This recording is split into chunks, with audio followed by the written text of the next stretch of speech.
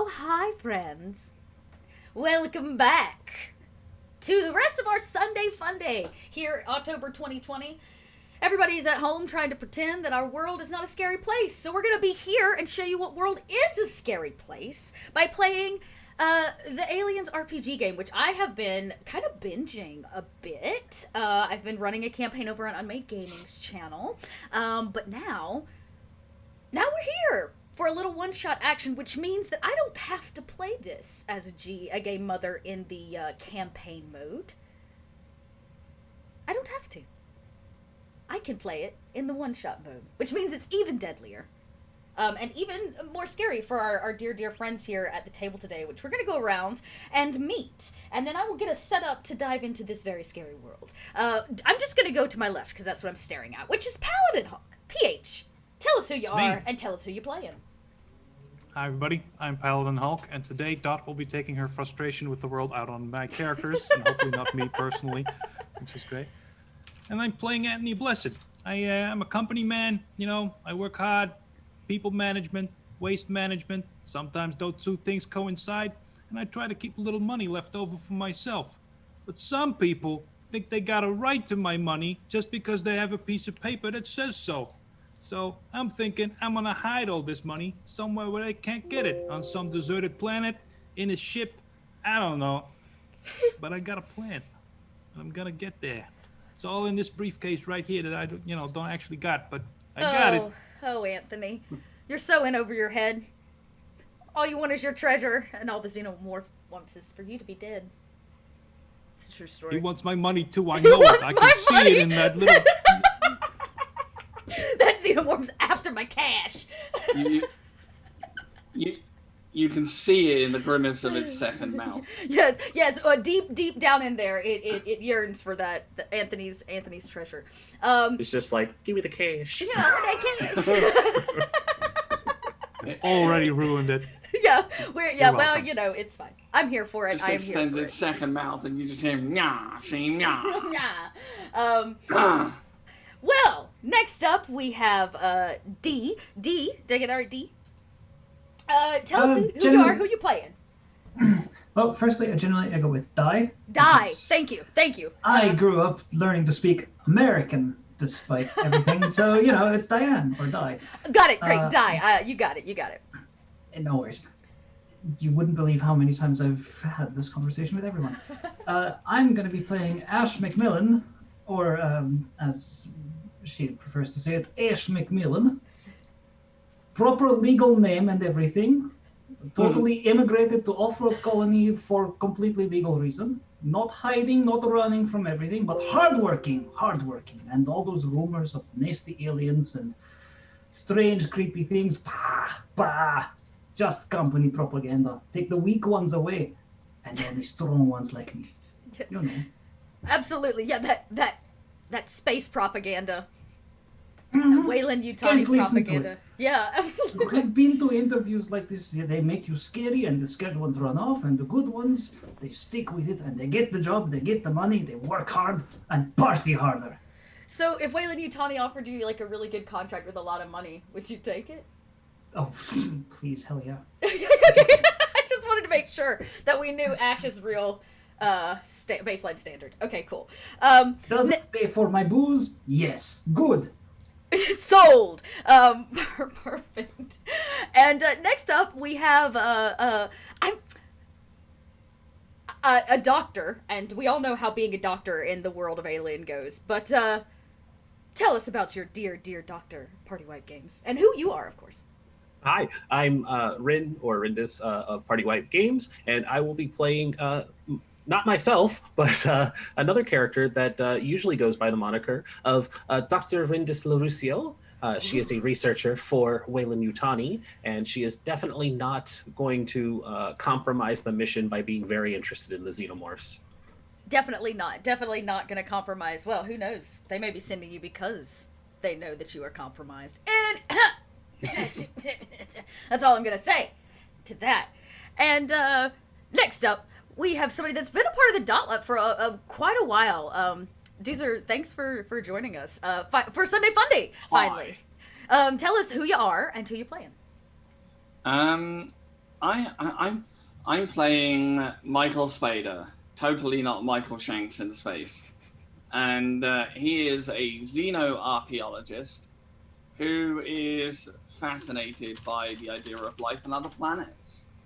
He is excited for this mission and eager to explore the possibilities in the unknown expanse of space and such. Well, then this will be an interesting group of individuals. We have one desperately just trying to make ends meet on the rim of space.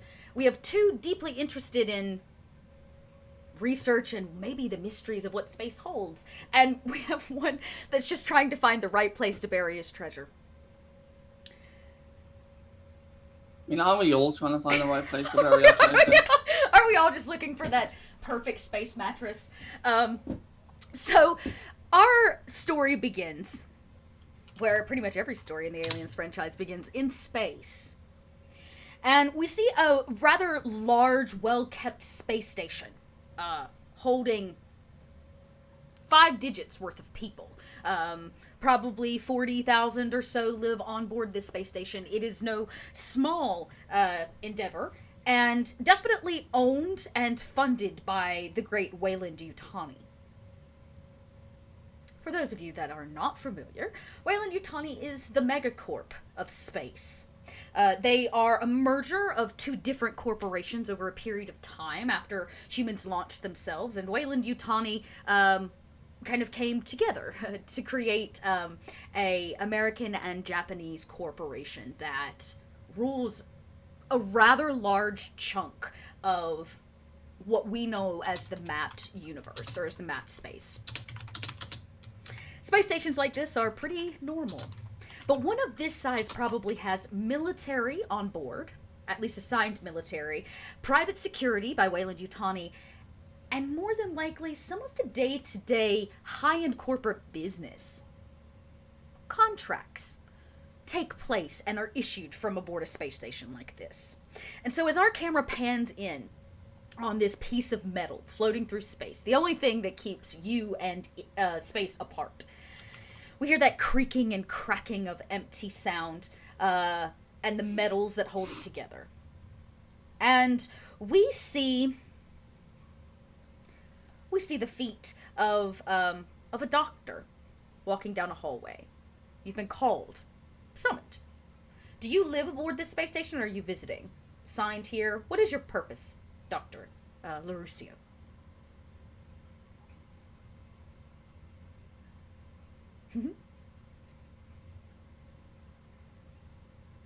Oh, Doctor no. Who? There it is. Doctor, Okay, there no. we go. Yeah. Zoom wasn't pulling up when I was trying to unmute myself, so it was like, where did it go? Come on, Zoom. I think she would have been stationed here. She would have been doing some minor research, and probably her last assignment had ended in failure, so this was a promotion to a very distant corner away from everyone else. Nice. Okay. So, this is home to you. You've been stationed here for quite a while, and you've been doing your duty. Serving the great Weyland-Yutani as all good, I guess hires of Weyland-Yutani are supposed to. But today you've been called into a meeting. You're given a new assignment.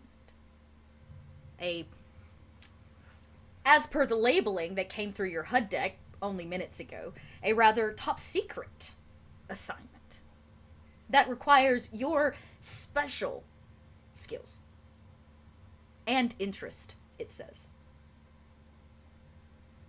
And so we see you walking down this very sterile, white, overly clean hallway. Weyland-Yutani, precariously stamped in various places, the constant brainwashing of corporate mentality. And then we see Ash, which I imagine is an antithesis to this sterile surrounding. She's a little grungy and dirty, but you have also received a call. Now, I imagine you don't live on this station. You are visiting? Or am I wrong? passing through. Passing- Ash goes where the work takes her, and recently it's just kind of been the sort of, all right, go from planet to planet, help set up the terraforming, build up the colonies, and then once everything's running, onwards to a new planet. Well, you've been doing this terraforming thing, and you become a bit of an expert in setting up small colonies in and on planets at kind of the outer rim of space, which is dangerous and well-paid work. And a corporation like Weyland-Yutani, constantly looking to expand, seeks individuals with your specific set of skills. They have a very high dollar amount on this contract, and you have traveled from the other end, the skyward, is that what it's called? Yes, skyward end of our mapped universe to come here. It's taken you weeks of travel on public transport. You might have gotten private here, but most of it was public. And so it took you a rather long time. You've been in and out of hypersleep, but you're somewhat used to that. But as your feet find you, all of that passes away because you are just minutes from this meeting that has such a high priority tag. And then our camera Double zooms. checking. Oh, yeah, go ahead. And just double checking. Tool belts in place. Everything's okay. Looking, like you said, a bit grimy, a bit grungy, but trying to be at least. Part of it is certainly intentional because everyone expects you to look grimy and grungy. Yes. Part of it is also just, well, there's my excuse to just not bother. Right, you don't have to. They accept you for exactly who you are.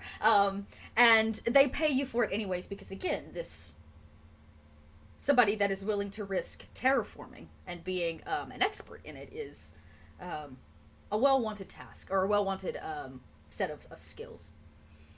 And then our camera zooms past down another hallway, adjoining, headed towards the same room. We see Michael Spader. Sorry, I can't even say the name without. Tell us what Michael Spader actually looks like coming down the hall, and why you're on board this space station. What's wrong with the name? What's wrong with the name Michael Spader? Nothing wrong with Not it. reference to anything. So perfect, which is why I giggle every time. Go ahead, please continue. Michael Spader is a tall, average-built guy with round spectacles and round spectacles and slicked back light brown hair. His hair is about shoulder length. He is currently completely focused on the pad in front of him, not at all paying attention to where he's going. And the only time he looks away from the pad is when he suddenly starts sneezing and has to pull out a handkerchief, and then almost trips over his own feet, and then on his way. A little klutzy. You trip over literally nothing. This hallway is sealed tight. It's airtight. There's not even a seam to trip over. But we see you like right before you get. Trust me. I've had years of experience of tripping over nothing. It's possible. Sorry, I forgot to mute myself there. Oh, that's okay. And you and we see you like walking up. Again, your specific set of skills, which remind me and all of us what they are.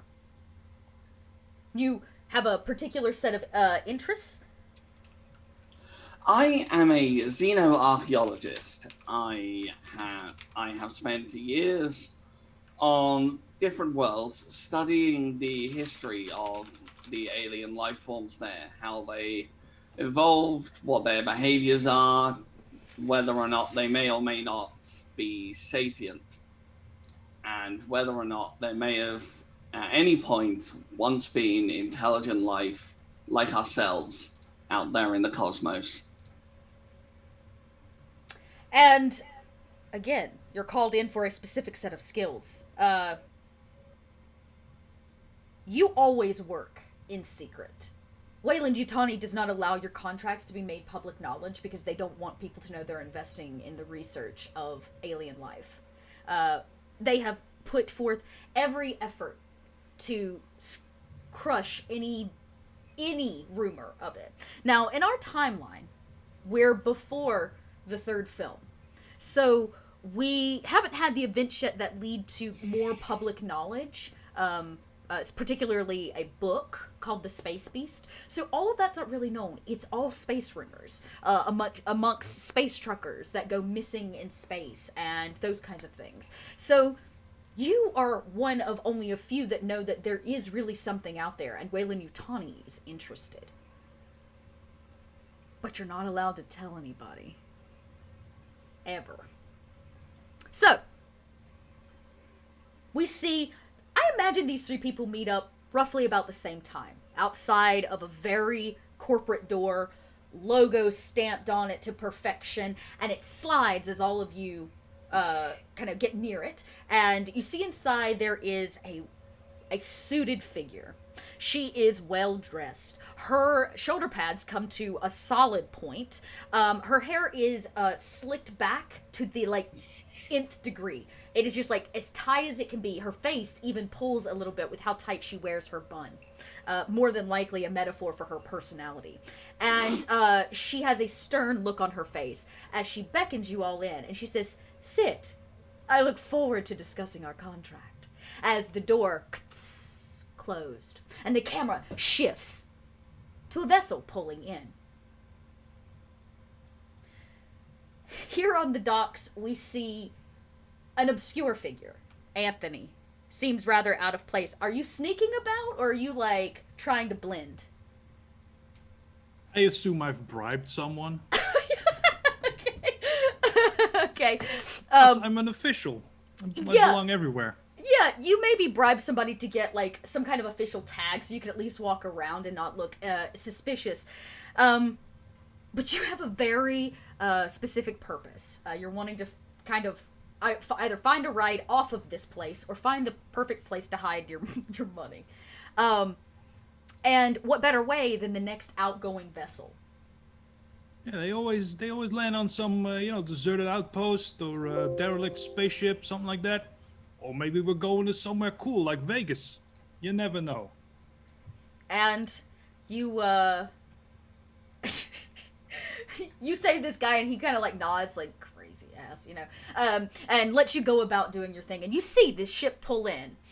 It docks, and a bunch of people run over, kind of the pit crew, I guess, and they begin touching it up. And you hear whoever is in charge, the head deckhand, kind of yells out "We've got 30 minutes to get her ready, boys! Then she's back into space!" Everybody's kind of re-welding stuff and putting things together. That's quick. 30 minutes. Make sure you get that one right there. That should also be on the ship. That big one. Two guys kind of turn and look at you up and down. And are you trying to actually get them to pick up your box of stuff and load it onto the vessel? Yeah. Are you gonna trick them? All right. Am I gonna do it? Well, it sounds to me like we get You know how heavy that box is? I was about to say, this might be our first roll of the day. Anthony, I'm gonna have you roll manipulation. You're trying to manipulate these guys and into believing that you're somebody that you're not, and to do your work for you. And they already look overworked. Okay. There we go. Okay, you have a lot of stress on you. So you see, it says you have 7 boxes of it. I think that's not right. That's definitely not right. That must have been a copy over from click those off. I was about to say, and re-roll that, because I was like, you have a complete breakdown in the middle of this. Let's try that again. Fun. I thought that was weird. Well, for everybody at home, those yellow dice are your stress die, which you earn throughout the game by doing and seeing things that you shouldn't. We're only looking for 1 success for Anthony to be able to do this thing, and unfortunately, Anthony, you don't roll any successes. That's what those blank dice mean, which means these two guys look at you and go, and pick up the heavy box right next to it, and lift it, and begin moving it away. And another gentleman walks over and he says, "I don't know you, but don't just stand around. Pick something up and start moving. We're on a schedule." And you can see his clock is counting down. You want me to move my own stuff? I mean, fine, I guess. And I'll start logging this stuff. But this is going on all y'all's permanent records. You know, just so y'all know. I wonder, how strong are you? I think he's reasonable. I spread them all out evenly. Okay, Yeah, so 3. let's get a stamina roll. You gotta lift this box by yourself. It was gonna be lifted by 2 guys. but you're Stamina? gonna- yeah. What I am I, a believe- worker? What about you? Let's see. And you get it up, and you kind of like it moves a little bit, and you start the walking process. This guy feels bad for you. I know I should have chosen platinum instead of gold. What was I thinking? He feels bad for you, and he comes over and grabs the other side, and between the two of you, you're able to lift it up and move it on board the vessel. It's All added right. with the rest of the cargo, kind of in the back, and you can see that there are cryopods for 4, which is pretty standard on like a transport vessel like this. A small cargo bay, and then like seats that you can strap yourself like into, as well as folding bunks for regular sleeping. Small mess, the general kind of need to get where you got to go ship. What do you do? I'm just gonna hide in a box. Okay, I'm going. You wait for this guy to leave. He goes, "You coming? We got more to load up." No, I'm gonna have a look around the ship. Okay, I'm going to. This is an agility. This is a mobility roll. To like hide without him seeing you, and then we'll see if you manage to really get hidden. Mobility. So everybody at home, we're rolling a dice pool. If There you've it never is. seen that before, which means you're rolling a same amount or same kind of die with multiples of them in your hand, and There we you're go. only looking for successes. Why did that one blank What out? do you know? This giant gun is just the same size as me. Guess we won't be needing that. Yeah.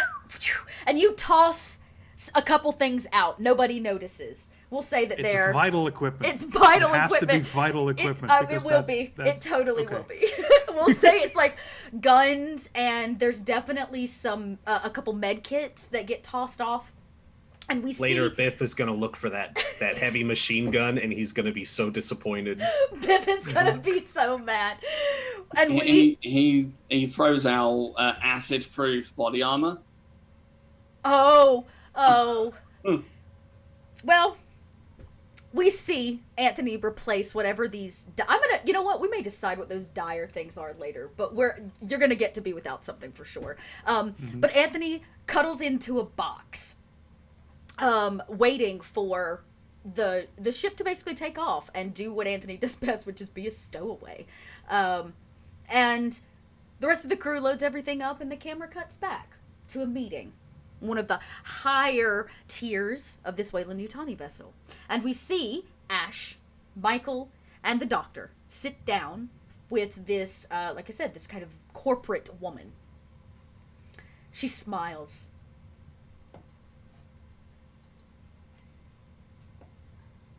Oh, right. I am so glad to meet all of you. Today, I am thrilled to be the one to give you this mission. It is important work that Weyland-Yutani is doing. And we know that only the best and brightest could take on a mission like this. And she slides each of you over kind of like, it's thin, but it's like a hollow deck. And it's kind of like printing this, or I say it's showing text across the screen. And it is the, I guess the mission. It's the debrief. And she goes, "You're all going to be traveling to a small, new terraformed colony. It's been there about 6 months, and unfortunately we've lost contact. We believe that there is possible contact with another life form. The last report we got was that a strange biological creature was inside of the facility."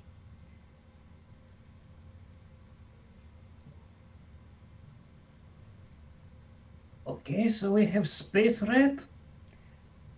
Yes. I go in, I fix communication, I get out, I get paid this much, right? You will be paid the full amount, up front, in fact. Are there any details on the characteristics of this supposed life form? whether or not it's native to the planet. Okay, so you asked me a question, and yes, you can do that. Let's see. You're not trying to manipulate her, but you're trying to read her manipulating you. So I'm still gonna have you roll for manipulation to see if you can read whether or not she's feeding you so much BS. No, I wasn't sure you were actually gonna acknowledge what I wrote in the Zoom. Okay, manipulation it is. Yep. Let's start there, and then I'll answer your next question. No modifiers, right? No modifiers. I don't know why those boxes are missing. It's very strange. Okay. Nope, no successes. You can't tell, but you are right. She is 100% Wayland Yutani corporate bullshit. So, take everything she says with a grain of salt. Applies mountain of salt. Begins dumping it on table. So she simply says, we're asking you to go in and use your specific set of skills to capture this strange life form and bring it to a new location for us, a research facility. Is it hostile? Is it sapient? Do we know anything about this thing? We understand that it has a specific, she kind of hesitates trying to find the right words. It does seem to be hostile. I assume we'll have appropriate protections and armor and weapons. Do not fret. Guns! What sort of support staff are we going to have with us? Thank you, Doctor. We would never ask all of you to protect yourselves. We've provided you with a grouping of high-trained ex-Marines. Private security, that's good. They are the best. Uh-huh. I heard that before. Okay, but I'm not a creature wrangler, so I'm going to go in. I'm going to do my work. Of course. We would like you to... If it attacks me, can I kill it? No. It is a seize operation. We ask that you please do not harm the creature. If it is what we think it is, we believe that it will only help our corporation, help all of you, and every other human in this galaxy. Mm-hmm. Okay, I take job. Wonderful. When do we go? In exactly T-minus 20 minutes. Oh, all right. Well, I will be in bar. See you in 20 minutes. She says, well, we would like the area surveyed and to at least know what damage has been done to the outpost here. And, of course, if there are survivors, for them to also be returned. You'll be provided with all the equipment you need to be able to communicate directly with us and let us know what you find.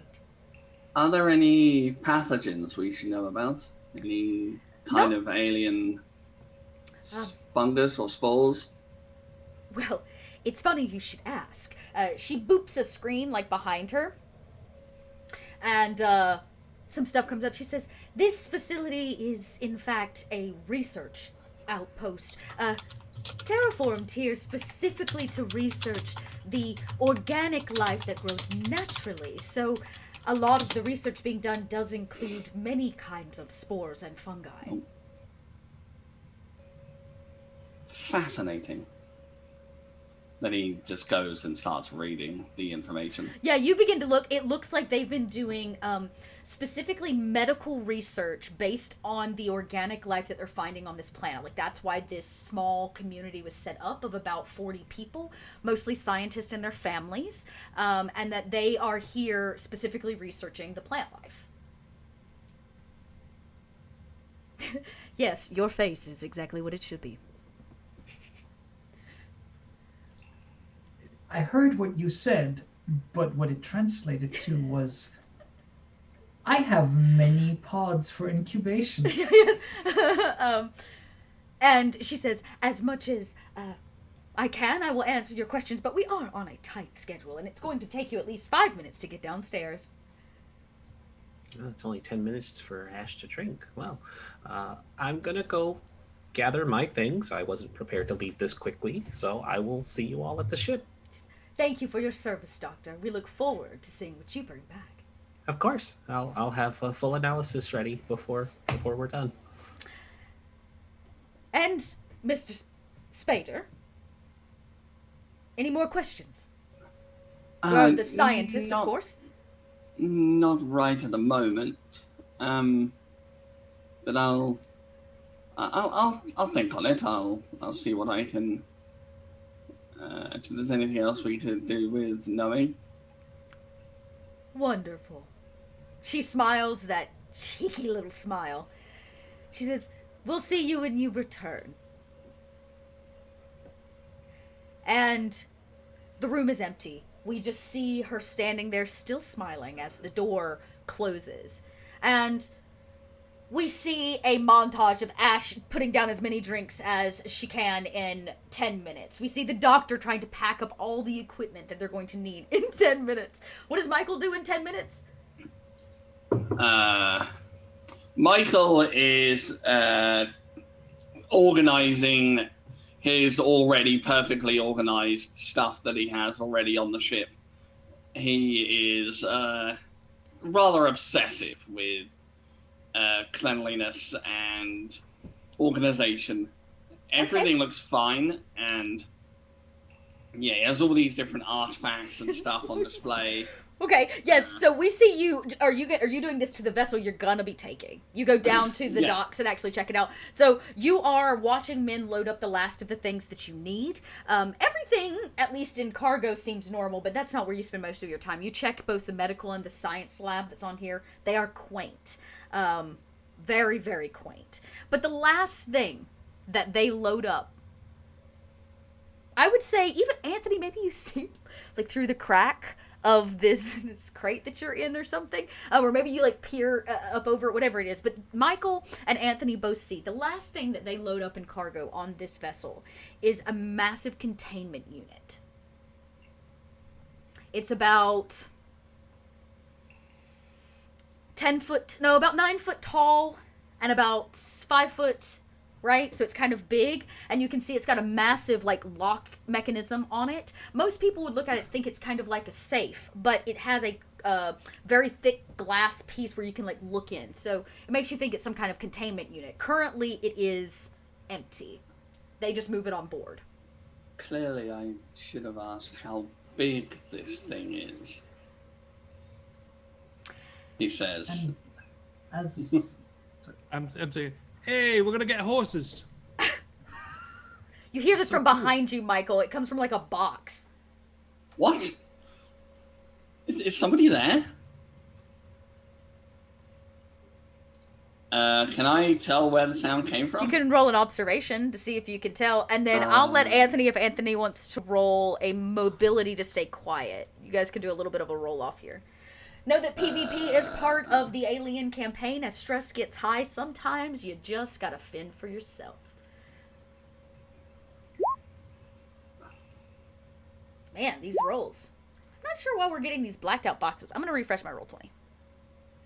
Yeah, I'm getting blacked out boxes too. Well, like, the blacked out boxes are right, but there's one that's not showing, and I can't figure out why it's not actually. Unless that's just the break in the, like, 2 sets of die, because, you know, you're getting one from your attribute and one from something else. No, it should be there. It should be there. Yeah. That's why I was like, it just seems odd that it's blanking that to me anyways. Oh, no!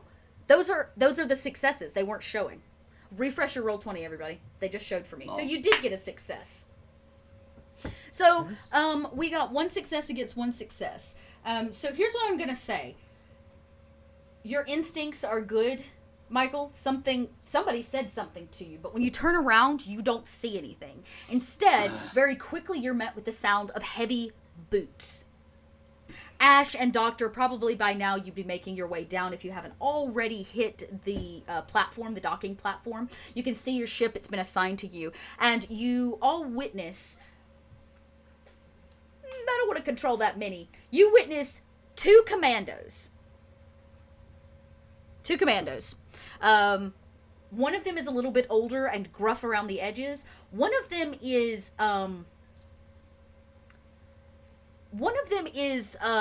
younger, fresher, fit, These two men are kind of from different cuts, but they both clearly wear their guns, their armor, and everything with quite amount of pride, and they both kind of step on board. They're wearing all of this like suited hull armor and whatnot. One of them goes, Colonial Marine Biff reporting for duty. And then you get who is my other one? The other one has a massive like cigar hanging out of his mouth, and he shuffles it with no effort, with just his tongue to the other side, and he goes, "I'm Hirsch, ex-Marine." It's kind of gruff, 5 o'clock shadow, the works. And they both are your private security for this. Yes, he is definitely named Biff. That was the only piece of canon we decided upon before sitting down today as a group. The only thing I care about in this whole campaign is Biff. I don't care about my own character at all. Biff must survive. Poor Biff. Biff must survive. And all hail Biff. all hail the great and there you are. He's so oblivious. Biff is so oblivious. So here we are. All of you hop on board the vessel. You can see that you're not going to need cryopods for this one. You're going to spend about 2 days in space, but there's not really a need for faster than light travel, at least in regards to needing to hop into a cryopod. At least you hope. And you can see, like, they go around and they greet all of you, and they're rather cordial, but they keep to themselves, and the two of them, like, take their seats and strap in. And then your pilot, because none of you can pilot a vessel, comes on board. Your pilot, if I remember correctly, is gonna be... I made some NPCs for this purpose. Yeah. Is a woman. She steps on board. She wears a jumpsuit. She's got a couple additional badges, like, on, other than just her piloting one. And she kind of greets all of you, and she says, "I'm Mikwer. I'll be your pilot, at least for now." And she takes her seat. She says, "Buckle up. We leave in T-minus 2 minutes. If you're not strapped in, I leave you behind." Yes, ma'am. And you see her, like, flicking switches as she heads towards the cockpit, preparing the vessel for takeoff. And lights kind of click and beam, and men run around with, like, wavy glow sticks to let you know, like, where. And she kind of begins to put the vessel into place for takeoff. And all of you sit down, crammed across from one another. Basically, these are just seats next to each other on two sides of an aisle. And all of you strap in, the two Marines, and the three of you. Anthony, do you come out of your box? Oh, no. No. No. He's I'm going to wait until we're good and underway. Once Biff and the other one are gone, can I look around the cargo bay for any... You can, you can roll another, they buckle up, and you're in a countdown, but you're gonna try to get a little bit of a search in. So roll another observation, and again, we'll get against that observation a mobility check. Sorry, Anthony, you started this, so, True. It's true, but poor Anthony. He just observation, right? Yeah, observation against Anthony's mobility. I think that's how I'm gonna play this one out. Oh, damn. Oh! 3 successes. 3 successes. Now that nobody's around and you can just crack open crates at your leisure. First off, you hear, takeoff in 10, 9, 8. And the countdown kind of starts out in the bay.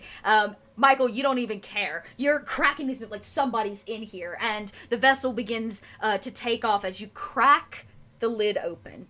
And there inside is very clearly Anthony. I don't know. What does Anthony look like crammed inside this crate? Is he excited or happy? I'm just lying on top of a bunch of his junk with my briefcase. And, like, what are you looking at? I'm looking at a stowaway. I'm looking at a full-right geek. What's it to you? I think I'm looking at my new assistant, unless you would like other people to know that... Yeah, for sure. I'll do whatever you like. No, I'll hold your junk. Good boy. And then he just Amazing. closes, and then he closes the crate and just walks back to his lab. So Anthony has the perfect cover, considering the fact that he's a total stowaway. Michael doesn't care as long as you pose as his assistant and carry his stuff. And so, Anthony, if you want to stay in the crate, you're welcome to. Nobody else knows you're here, or you can just wait it out. But I'm gonna wait it out for like a good while longer. We're like an hour or two underway. perfect. And so the ship does. It takes off. These massive bay doors open. Sound empties out into nothingness, and we see the ship take off in total silence. It hits space. Out here on the rim, things are different. The sun is much farther away. Things are much colder. And all of you begin your travels. While Anthony rides out the next hour or so in his box, Ash and the doctor have been strapped in with the commandos, who are beginning to get a little worried now because Michael never returned. And they kind of, one of them looks down, the one with the cigar, and he pulls it out of his mouth and he goes, "Should we be concerned?" He'll come back when he comes back. It's easy. It's probably just checking out more of his weird little artifacts or something. I heard he was something. Xenoarchaeologist, and That's the yes, he's a bit eccentric. Maybe he wants to weather the takeoff in the cargo bay. Wow. Perhaps he's just looking after his stuff. You are all here. You have your guns, your armor. You are just taking care. Maybe he's taking care of his stuff. Very simple. I have my tools. I make sure everything is in order. This is, I'm sure you know how dangerous everything can get here, even just malfunctioning machinery. I have seen many things. It's at this point that Biff speaks up. When you say, "I've seen things," this is his cue. This is always the cue at the bar when he gets to tell his story. This is always his cue to, get to, yep. And Biff... This is gonna be like a two-headed goat story, right? yeah, he's like, seen stuff. Let me tell you, you've never seen anything like what I've seen, man. I've been to the outer rim of space and stared darkness in the face.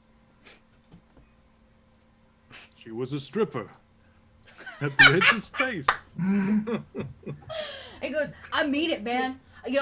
Ain't nothing like staring down the barrel of your gun." And he kind of picks his rifle up. He doesn't really point it at anyone because he is actually a good Marine. He's not gonna point it at anybody, but he says, "It's always just me and Betty." And he pets his big rifle. You gave your gun a name?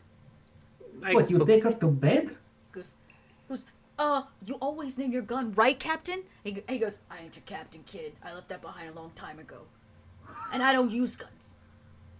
Knives are quieter." And he pulls out this big old Bowie knife that's huge. You don't know where he got it. Where did he hide that on the suit? You don't know, but he whips out this huge Bowie knife. You're going to protect us with a knife against an alien entity?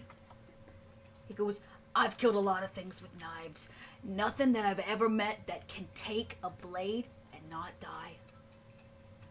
No, He just looks over at the doctor and just goes, "Are you sure they're on the right ship?" I'm less concerned about Biff, but if he can handle himself with a knife, I'm going to trust him because it's going to be focused on the person with the knife and not us. That's right. He nods almost with that's what he's looking for, and he puts the cigar back in his mouth and kind of grins through his teeth a little bit as he begins to he pulls out a whetstone and begins sharpening his knife while Biff pets his gun, which is definitely phrasing. And Ash is at this point just wondering, okay, she's got a bolt gun and a welding torch. Am I better armed than these two chuckleheads? I mean, there were some weapons given to you. They're not just, yeah. How about that? You don't know. You don't know what weapons are on here, but they said that they would stock you up, but they also only gave you 2 Marines. I think we should just focus on our side of the mission and trust that they are capable of handling themselves.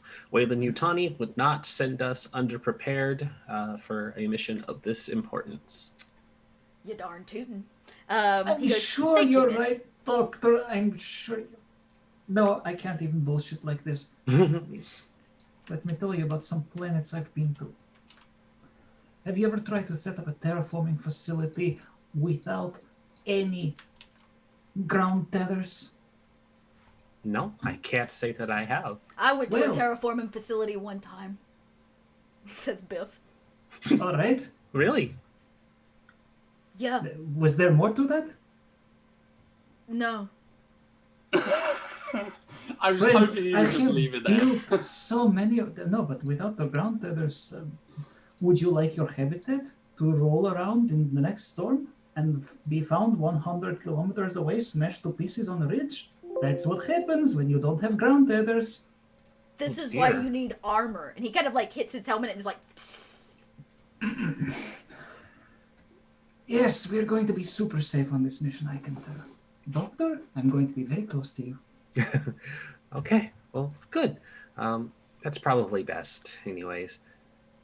He's been gone for a while. Maybe one of us should check on him. and Biff goes, well, I need to, clean my gun.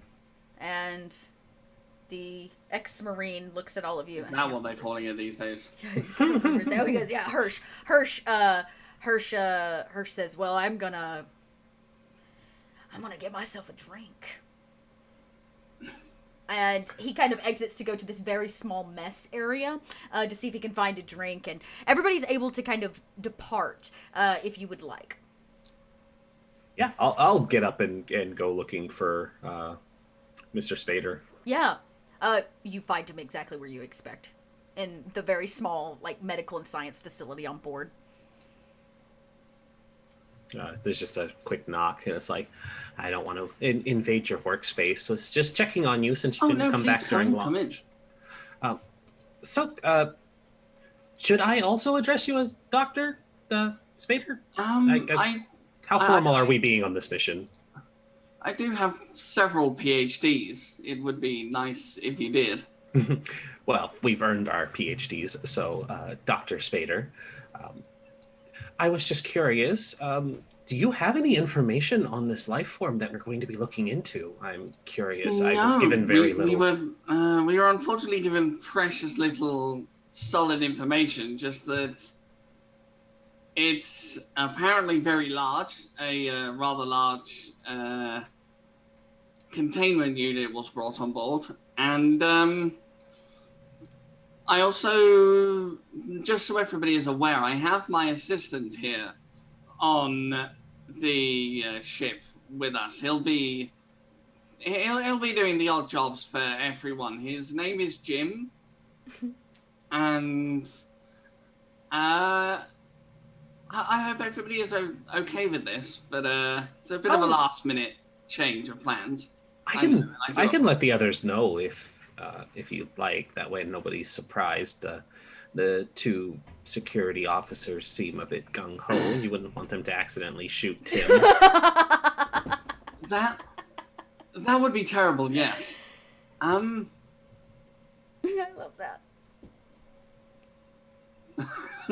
I'm sorry, that tickled. Sorry, Paladin. I had to come up with just a random name for you. And you know what? I would say a few hours have passed. And when you say Jim, boof, the camera cuts over to a box. Anthony, do you finally emerge from your hidey hole? I will do so. I'll stretch, limber up a little. Kind of made a mess of that. Well. I'll keep the briefcase in there. Okay, you leave the briefcase behind. All right. Yeah, then I'll walk away to do something. Then I'll double back and see if I can't lock the thing. Come back. I would say you could put a lock on it. It would, yeah, no problem. Maybe you take the key if you want it to be secure. I would say that most of these would have locks on them, but they all have the keys in them. And so you remove. I don't know if it's like a key. Maybe it's just like a combination lock or. Yeah, a combination lock works. Code. Yeah. So have a code because somebody's gonna need it. You know that. All right. That done, I'm gonna go and look at the communications systems, because as a corporate stooge, Comtech is my skill. Okay. Yeah, okay, so go over, let's get a roll then for your Comtech. And then we'll Sure. see what you know, I don't how know, you like know. where the thing is in the ship, if I can even get to it. You've been on a lot of ships. There's usually one, like a main one that anybody can use. It's like a single computer. It would be near mess or like a shared space of some kind. If you wanted like real access to the ship's computers, you'd need to go out to the cockpit. You would know that. As for this, you do and find what you're looking for. So remind me again exactly what you're wanting to achieve by doing this. I am gonna override control of this, which Okay. means that everything that I have to give the okay to stuff that happens with the communications, like when they call back to the base. That's it. All right, great. We'll say that we'll say that it will definitely let you know. Anybody that's coming in and out is going to have to, like, comms wise only, will have to go through your passcode. I'll just like have it on my pad. Or Yeah, whatever. like it'll ping you. Yeah, it's like the front gate of your All apartment complex. communications Yeah, and- it'll like call you and be like, "Do you want to let this person in?" And then you can just be like, "Yes." You'll also be able to hear it then at that point. Yeah, I have it And- set to automatic okay. Yep, and so you'll definitely be yeah. able to at least pick up on what's coming and going. You'll be in the know in that regard. But the point of this is that when they call and say, "Hey, we have a stowaway," I can be like, "Yeah, that's not getting sent." Pass. Yeah, so far so good. You do find a gruff figure in the mess hall near this computer. He's kind of eyeing you and squinting. He goes, "I don't know you." Yeah, that's what happens when you meet for the first time. I thought there were only 6 of us on this mission. You really think Wayland Yutani would let you go on this mission without someone like me along? Come He sees you on. like clicking on this thing over here, because I mean, I with that roll, you're, totally like a little computer genius. Can I turn up right at that moment and go, there you are? Maybe the doctor and Michael walk out. You were both just talking about Anthony, maybe to even go retrieve him or to show the doctor what you mean by your new assistant. And sure enough, you find Yeah. Anthony like click-clacking away, having a strange conversation with the marshal. Whoa, we have 2 science people on this thing? Hey, what are we doing anyway? We Jim, looking for a I was horse? wondering- I saw I this was big wondering- cage thing. I was thinking horse. Am I right? Is it a horse? Are we getting a horse? Horses are cool. It man. ain't I no never seen a horse, it's- boy. It's a It's- containment unit for a hostile xenobiological life form. Hostile And what you if you had read the mission protocol I gave you earlier, as you came on the ship, you would know that. You're not shaping up well as an assistant. And Right. I'll look at the other doc. Azima, Yeah. what? Who? A very large alien. An alien? What are we hunting ghosts too? Come on. You're I messing certainly with me. hope It's not. a horse, right? We're getting a horse. Do you know any horses that live on other planets? I mean, Space if there's horse. rich enough people there, one of them's gonna be dumb enough to bring a horse, right? That's valid. I But heard no, horses we are not. don't even exist, says the Marine. That's all. You don't believe in fallacy. horses? Oh, Biff. Oh my god. He goes, I ain't never seen a horse. I mean, I've seen pictures. He's like cleaning his gun. movies. He goes, Yeah, yeah, but that whatever. don't mean they exist no more. We're out in space. This ain't old Earth. I'm We're- pretty we're- sure we still got horses. Regardless, we're not looking for a horse. Like I said, a very large and predatory alien life form. I can't wait to shoot it. Gah, gah, gah, gah, gah. Wait, a predator alien? No, right. not That a kind of eats you? Like We're a not wolf? meant to shoot it. We're meant to take it alive. Oh, Yes. right. Something Yeah, that's what I common. meant. It just some suppressive fire. Oh, wait, I see what's going on. Someone reported some people missing, right? They just, happened to take a long walk off a short pier, and then someone said, "Oh, aliens must have got them." And then we're gonna look and see if it's actually aliens. Is that what's going on? See, I tell you every time, it's just stories, just rumors. Like you Exactly. said, someone just It's just You some know, people whatever- that got themselves in a bit of hot water with the company, and then oops, they're all dead. Can, they think can frontier It's I, life aliens, is going- believe me. they think frontier life is going to be easy, but no, a massive dust storm knocks out all of their equipment. Aliens! Ghost! Oh, babushka, save me! No, it's just stupid. That does happen. Could I have actually found actual alien life somewhere? Because there are other creatures in the alien You would universe. know for a fact, Michael, being what you are and who you are for Wayland Yutani, that Wayland Yutani is 98% sure that alien life exists, and that we have located a specific hostile alien life that we have not been able, as of yet, to collect and bring back for research. But it has, on multiple occasions, caused Issues. unexplainable scenarios. Some troublesome chick called Ripley keeps killing them all. She's the worst. Yes, I would say. I would say that you would know about a missing vessel known as the Nostromo, but you would not know about Ripley. That's top secret information. Highly classified. Highly classified. Still You would missing all definitely that. know about the missing Nostromos. You would know about Hadley's Hope, the lost colony of Hadley's Hope. Those would be the two things that you are like in the know of that currently have caused some issues. And then there is some previous very, very old, like 70 or 80-year-old documents before Wayland Yutani became Wayland Yutani. So when it was still just Wayland Industries. That hint that Wayland was pouring a lot of money into seeking out alien life that he believed existed. He died. That's Would been I- happening since yeah, I was we gonna say, got would to I- space. People have been he- like, we're he- gonna fight aliens. Yeah, he died. Yeah, I was going to say, would I know that he died on the mission? Or You would know that he died on mission. And that it is, again, an unexplained occurrence that Wayland Yutani cannot officially confirm or deny are connected. We don't talk about the Antarctica mission ever. Yeah, well, yeah, there we go. He died of natural causes, as having your head Yes, ripped off he would- quite naturally ends your life. Yes, his medical files say that he died of old age. Aboard the mission took him so long that he died of natural causes. Uh-huh. Right. This Yeah. is all kind of a sidetrack. This is, I would say, this is all what Michael is aware of being somebody. So you asked the question, have you seen Yeah. alien life before? The answer is no. Do you know that it exists because you've been doing research for Wayland Yutani? Absolutely. This would be your Yes. first time possibly I can- actually coming in contact with one. I can confirm for all of you that it is a verified fact, verified by myself and countless others of my peers, that alien life, xenobiological life forms, do in fact exist in the wider universe.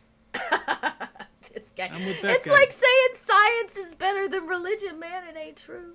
Still believe in Oh, dear. Santa too?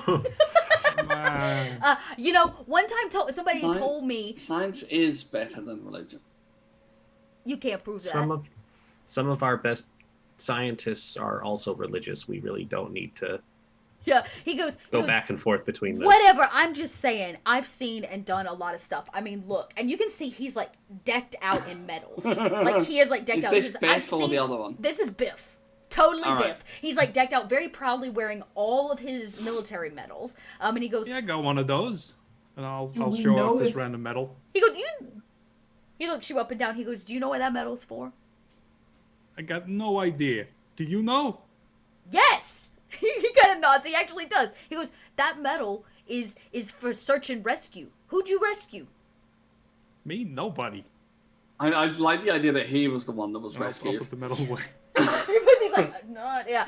He gets the medal for being rescued, and he kind of again looks at you very suspiciously that like the assistant to the science guy has a medal for search and rescue, but it's Biff, so he can't really process that far in advance, and so he goes, whatever. I'm just saying, I've seen a lot of stuff, and I know a lot of stuff, and I didn't get these medals for no reason. I am not scared of you any tell if he- xeno whatever. Can we tell if he actually Xenobiological life form. made any of those himself? Like, are they all real medals, or did They he are just all make some and... legitimate medals. He is actually in military medals. If The- it's the real deal. He is the real I'm deal. looking up his military record right now on my pad. You pull up his military record, maybe Anthony even. Oh, I'm sorry. I just clicked that. Over there, click-clacking away. Just like, no big deal. Smack your microphone, Dot. And you can all pull his. He's legit. He has.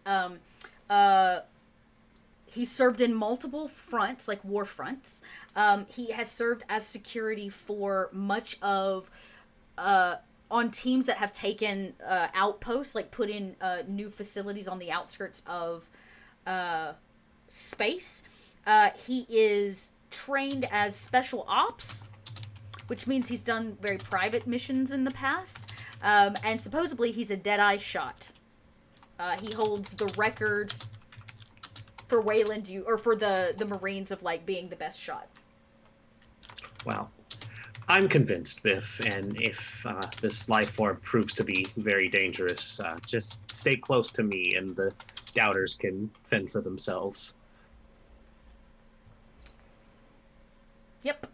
And Planning to stay far away from it. So what? So there's this alien wolf thing, maybe. Big deal. Well, it's a big deal because Wayland Yutani wants us to bring it back. Yeah, that's all fine. So this place we're going, is there like breathable air? Is it a space station? What's going on? I mean, there's a colony there. I would assume it has a habitable atmosphere. It is being terraformed. It's a terraformed planet. So whatever they have terraformed, or whatever they are currently terraforming is... It's currently being terraformed, so we might need... It's a process. Breathable habitats, at least. Yeah. You might perhaps have a little trouble breathing outside.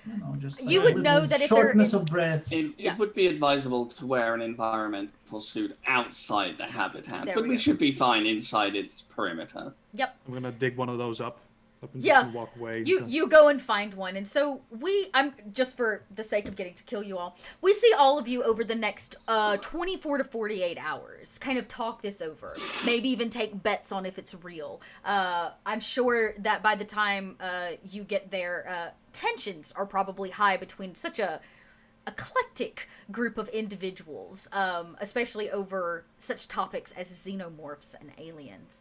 But your captain is the one who consistently checks in with all of you. They are a no bullshit kind of lady.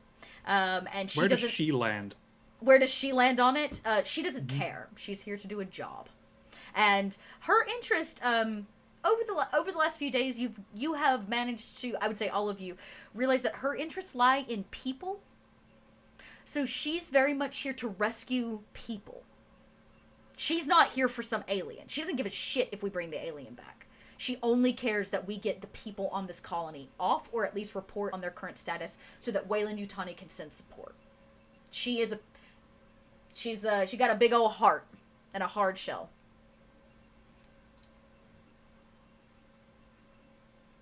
And you see it, the planet, as you pull in. You're technically inside of, you are technically inside, I believe, of the Necroid sector, which doesn't really matter that much. Just know that the planet that you're coming down on is, it has a dense atmosphere, and you can feel it as soon as it hits the vessel. But you see it, this outpost, as you kind of come out of the atmosphere, and the vessel lands not too close, because you don't ever land too close.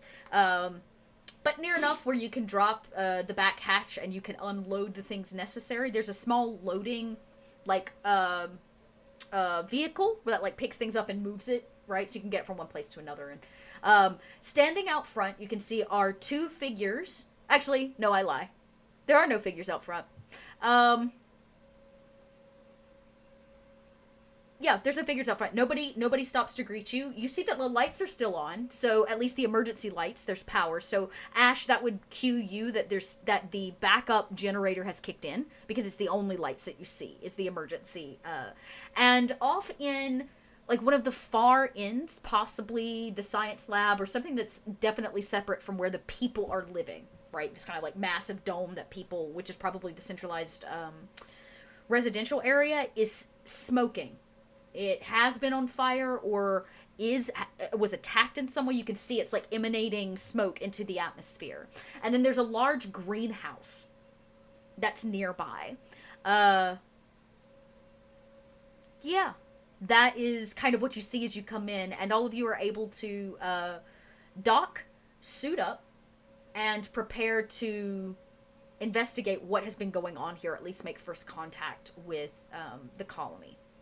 Are we all going, or is like the captain staying with the ship, maybe? That's up to you. She wants to know that if the people are alive. Well, Should we try to radio somebody before we head inside? She Yeah, walks. sure. Yeah. I'll Yeah. go do that. Perfect. Yeah, she says, she's suiting up and she says, "You want me to stay with the ship? I expect that you bring everybody out alive." We will do our best. She squints. Is there any It's a Wayland Utah. is there any obvious damage to the outpost or That one corner is definitely damaged. It's smoking and on Alright. fire. Yeah. That's the piece that seems most damaged. Everything else, the lights are out. You radio, it comes back static.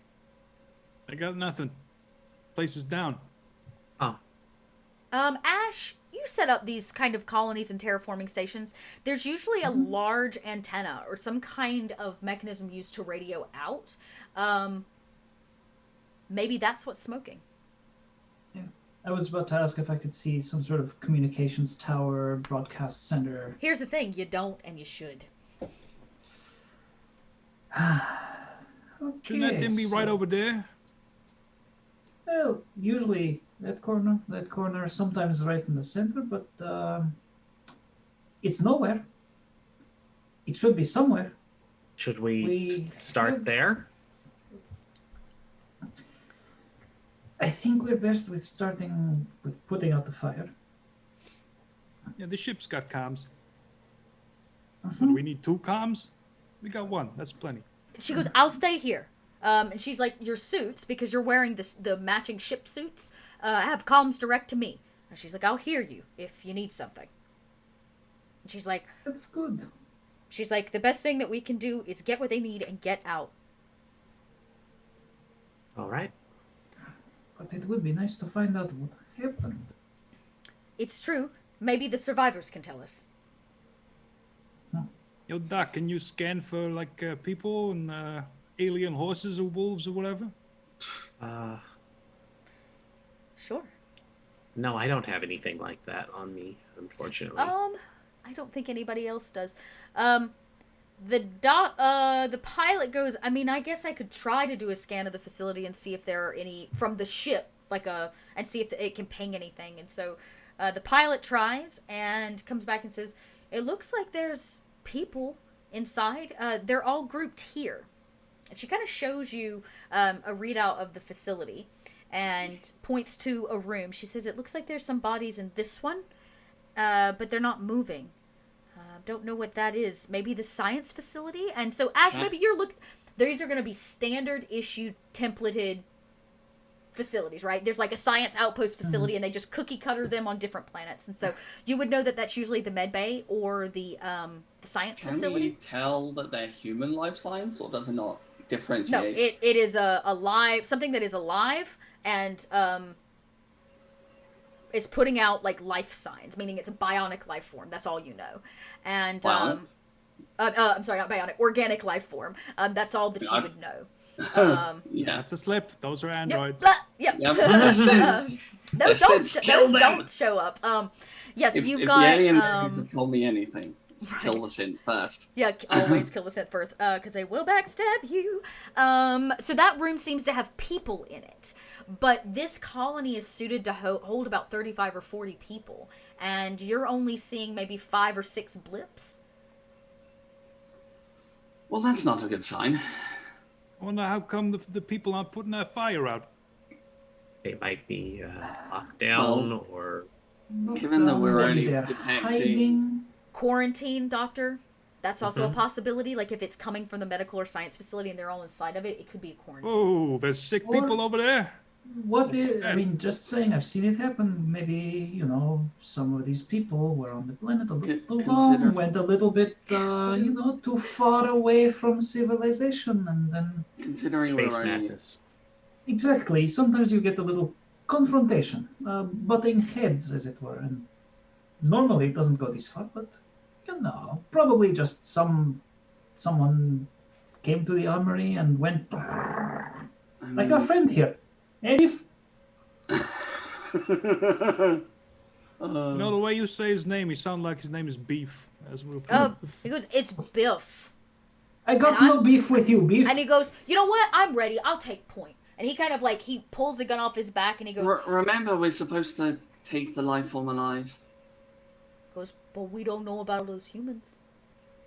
And he kind of creeps forward. The ex-Marine, the kind of gruff one with the cigar, again, his cigar now is very short. It's the only one he's had for 2 days, so he's been reserving it, and now it's down to just like a nub in his mouth. And he follows in first, and he says, "Everybody stay close, and if it is a virus or something, keep your suits on."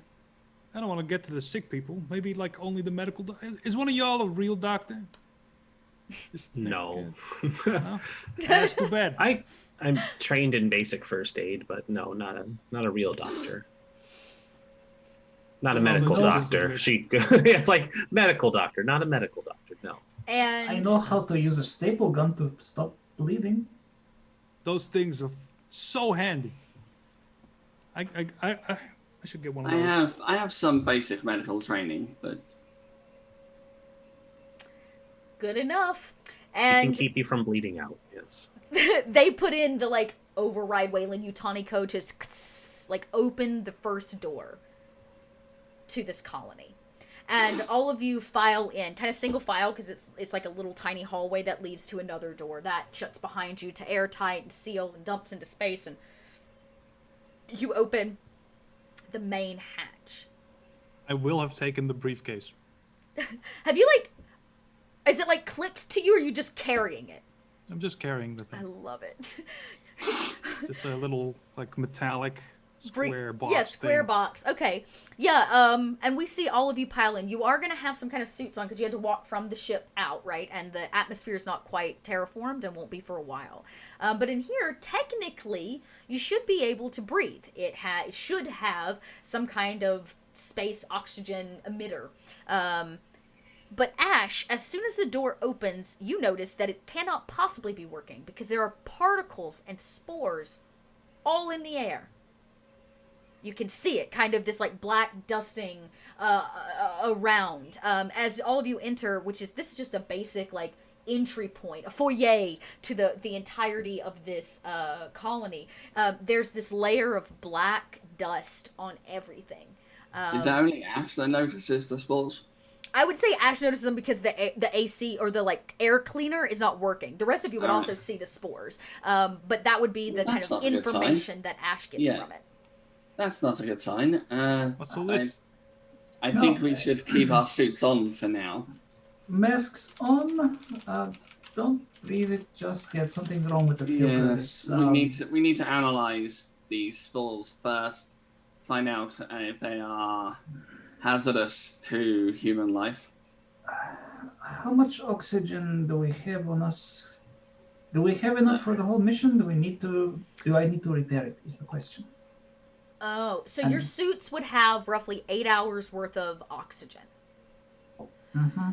So getting now you would know you have extra tanks on the ship, so there's nothing keeping you from like changing your tanks out, so that's definitely an option. But if you want to provide oxygen here, like clean air, you're gonna probably need to fix or figure out why that is down. Yeah, no, then that's gonna actually be Ash's first priority. Just relying on oxygen tanks is bad. She's seen what can happen when someone relies on that and then forgets that maybe you don't have a spare, or maybe you can't reach the ship for air.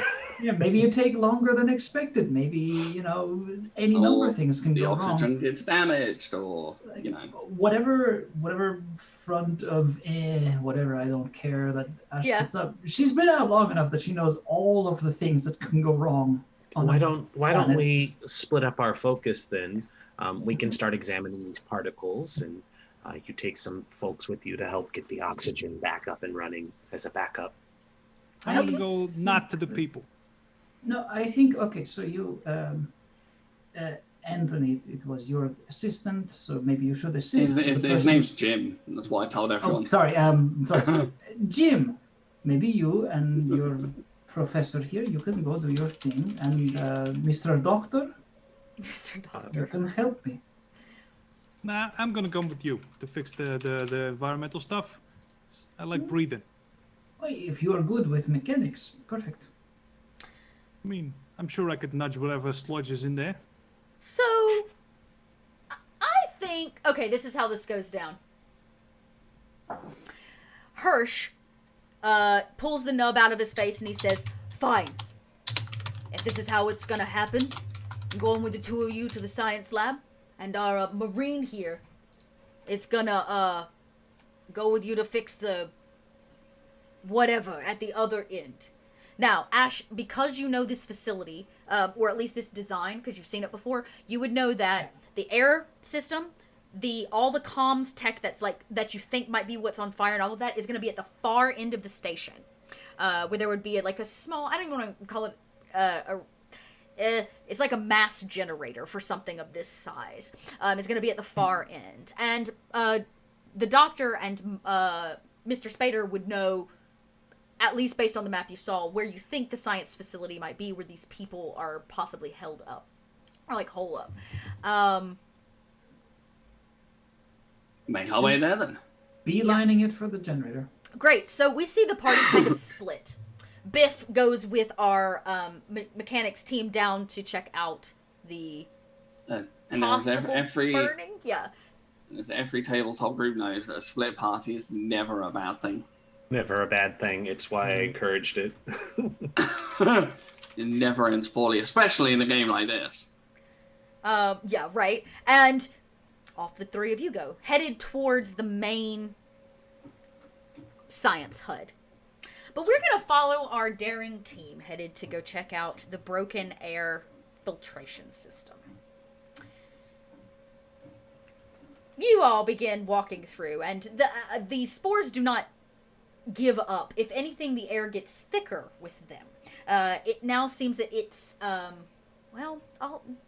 Biff goes, "Ooh, what's that?" And he kind of takes the end of his gun and runs it along at the seam on one of the walls, and you can see there's kind of this sticky, gooey,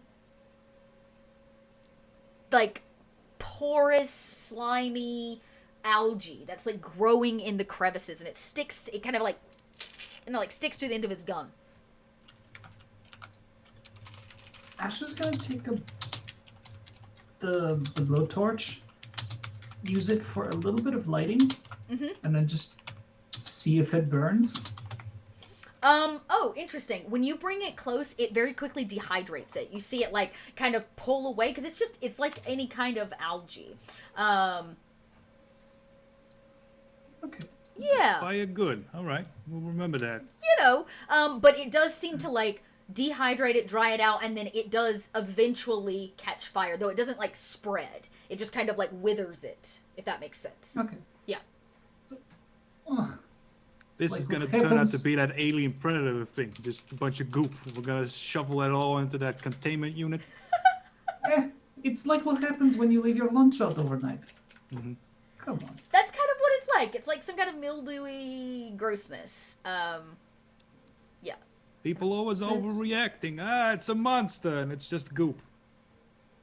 Honestly, I know I'm not the paragon of, taking a shower every 8 hours, but a little bit of organization, cleaning up your mess. I don't know what the heck happened to this place, but they don't take care of their stuff, Calms down, there's a fire, goop in the air. It's kind As of they gross. say, I believe the saying goes, cleanliness is next to godliness. Heard of that? Yeah.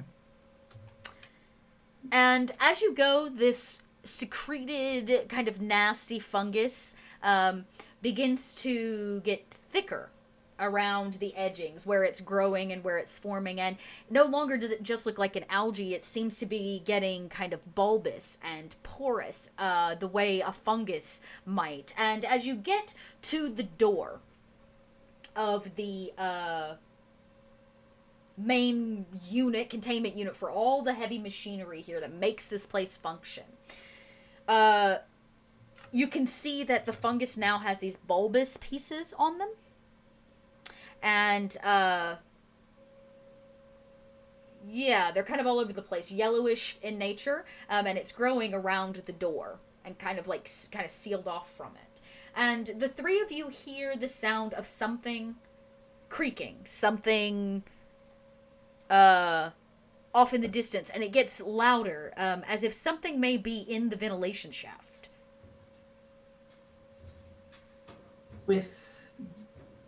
Ash's knowledge of, just sorry, with Ash's knowledge of the mechanics of this sort of thing, of the prefab construction that this is, would she be able to figure out if this is just like a mechanical issue or? You peer in what is basically like a solid steel door. And you look through the glass piece. It's kind of one of those like twist turn, seal off the thing. And you look inside, you can see that there's smoke in the air. It's very dense in there. There's still spores and things like that. But based on the red embering light, it seems that something is on fire or broken. At least somebody's working on stuff. And you kind of point, and you can hear it coming from down the hallway. Like somebody's like literally crawling through a ventilation shaft. Yeah, whoever that is, they'll have a better idea of what needs doing. Right? You want to go say hi? It's probably someone's cat or dog got away. You know, these colonists, they always bring some pet even though it's not allowed. And then they walk into the vent and one of them Think gets someone caught put the in dog the in the vent? I don't know. I think it's more likely that someone's in there trying to fix stuff, because that's You know what what? everybody should be doing. Go crawl in the vent. Be my guest. Okay, I will. Biff goes, don't crawl in the vent. I'm the commanding officer here. Don't do that. That's a bad idea. And he takes the tip of his gun and he starts kind of poking the ceiling, like feeling Don't it poke through. the ceiling. And You're gonna. That stuff's gonna be in there, and it's gonna fall on our heads. Stop playing with your gun, it'll go off. And he pokes one that's just like 3 or 4 feet down from like where you stand at this door, and it hits something solid. Doot, doot. And he goes, "Hey, who's up there?" And he kind of hits it really hard, and the ceiling shifts, and from it falls a child. Can't be more than about 6 or 7 years old. They definitely look like they've been crying. They're very, very dirty. They are breathing heavy, and when they hit the ground, you can see they already seem to be injured. They're like bleeding, and they have some abrasions and some other things. And the kid goes, "Where did you come from?" Now look what you did. You nearly killed some kid. He goes, "Shh, be quiet. Don't tell me to be quiet. I'm an adult. Shh." And the commando's like, "Hey, kid, calm down. You're making me nervous." Is the kid wearing a suit? The kid is wearing standard issue, like colony suit, right? Fit for a kid, which is kind of like a jumpsuit, and it would have like the colony's tag on it or whatever. But he's definitely here as a child to somebody that was working in this facility. All right. Hey, don't move. Let me have a look at you. And I'm gonna check his oxygen supply.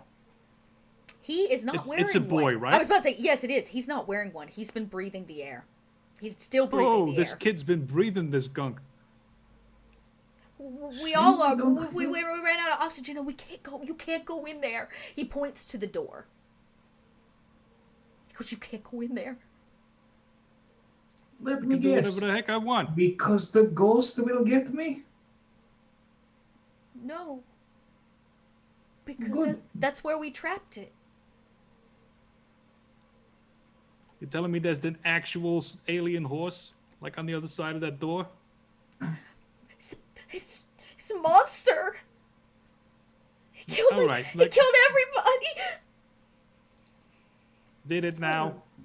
That- Really? That can't be right. We have life signs in what was it? No. You can't go. You can't go to the science facility.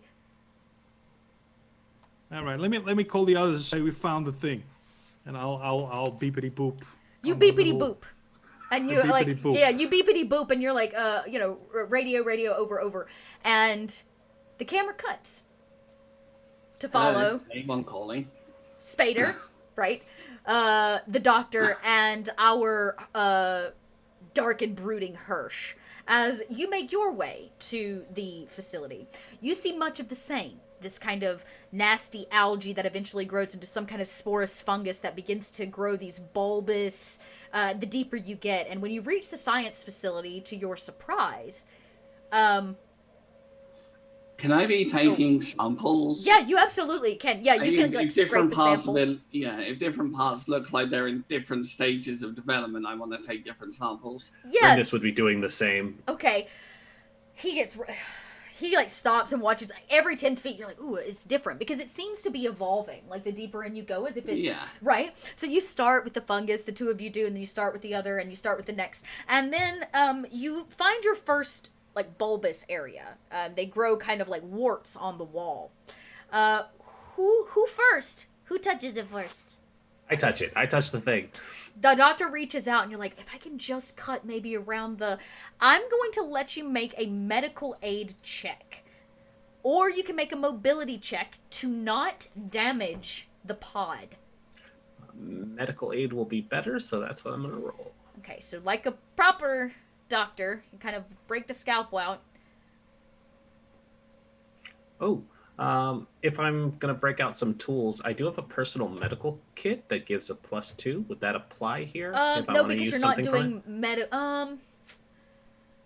No, because you're not really doing medical on anyone. You're trying to like just make sure you don't pop the damage it. Okay. Yeah, damage the bulb. All right, here we go. Okay, success.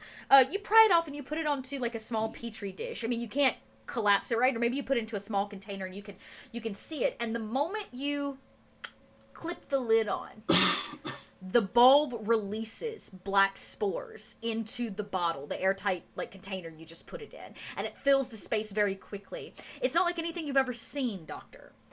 It doesn't just it seems that these black particles aren't just floating. It's like they're trying to escape. They have some kind of sentience, maybe isn't the right word, but they have a need to get out. It's not just like floats up in the air. It's actively trying to break out of the container.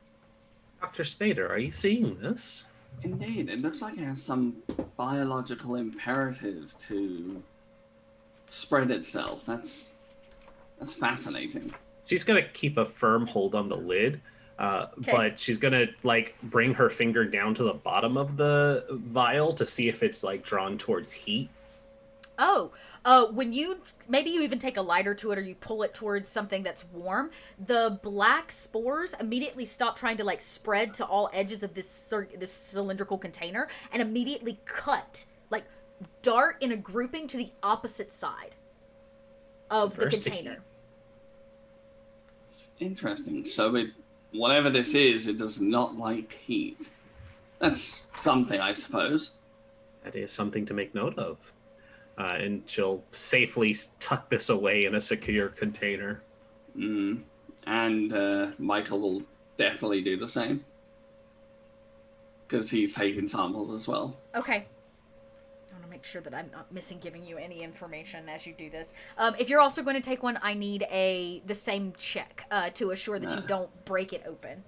Mobility, right? Yeah, you can make a mobility. Medical. Or a medical, either one. You can make either. I've got 2 in both, so... Well, then I'll let you choose.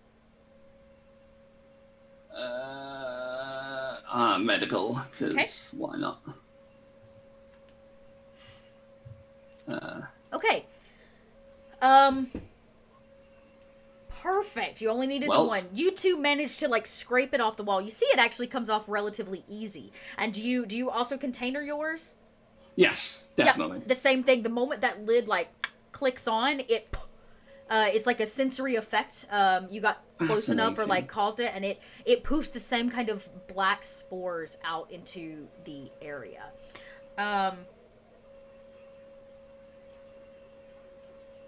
Yeah. Fascinating. I wonder if it's native to this planet or if it was somehow brought from another. It's certainly not terrestrial. And as you continue walking, like you're taking all this in, you're almost to the science facility, and you look left down the hallway that very clearly leads to where the greenhouse is. There's like signage that's now been covered up with some fungus and things like that. You can see that it gets denser as it gets closer to the greenhouse. It's like it's coming and growing out of the greenhouse and growing this way. Okay. Right, like the place where they were doing, because you know that they were studying, the plant life and things on this planet already. But you look down and you can see the greenhouse is just like covered. The door can't be seen for the spores and the algae and these like bulbous pods that cover the entire surface. But it's straight in front of you is the science facility, and you see a couple things. You see 5 life forms inside. People inside.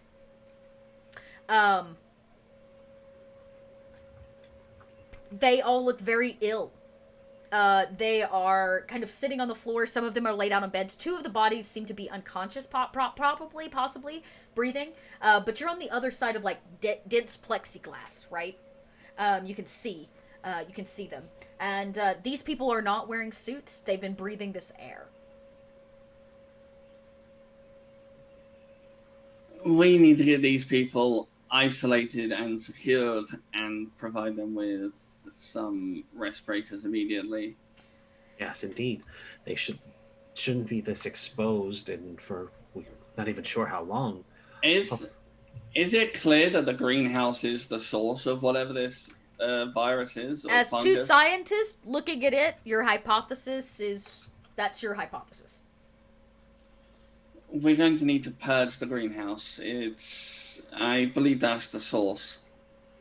And he when you says say that, he looking- removes his cigar. He goes, "What do you mean purge?" Fire. Lots and lots of fire. He goes, "Well, then let me go back to the ship and get our flamethrower." Standard It would be so containment kind. procedures should be put in place. We'll secure the patients, contain the spread. Indeed. We can't take these people aboard the ship until we know they're not contagious. But And I would say we he should leaves find- to go get the flamethrower. yeah. You're talking something now he can do, and so he leaves the 2 of you as you stand as you yeah, stand I was gonna say outside he- this he was saying plexiglass. Yeah, I was going to say he said that comment directly to the security guard that we need I was to about to say- purge it. Don't fret, he's already on his way to go take care of it. He took his cue. And the 2 of you stand on the other side of this plexiglass, and the individuals on the inside, a woman, in fact, sees you. Clearly the doctor that was stationed here, she still wears her medical jacket, or they still wear their medical jacket. Her name tag reads, Dr. Zafeli. And she quickly comes up to the glass with what little energy she very clearly has. Her eyes are red around the edges, and she seems really not well at all. And she puts her hands on the glass. You can't hear her, and she goes, She's can we lip read? I mean, I yeah, feel you like can definitely lip read her saying that, for sure. But you can't she's- hear her voice. Yeah, she's telling us to leave, to run. Then she coughs and spatters blood all over the clean window. Oh, She dear. backs up and like wipes her mouth. Yeah. She looks very scared. Well, I'm not sure what we can do for these people. If they're telling us to leave, we Wayland should contact the Yutani's others. procedure for containment breach and contaminants is also unfortunately a purge protocol.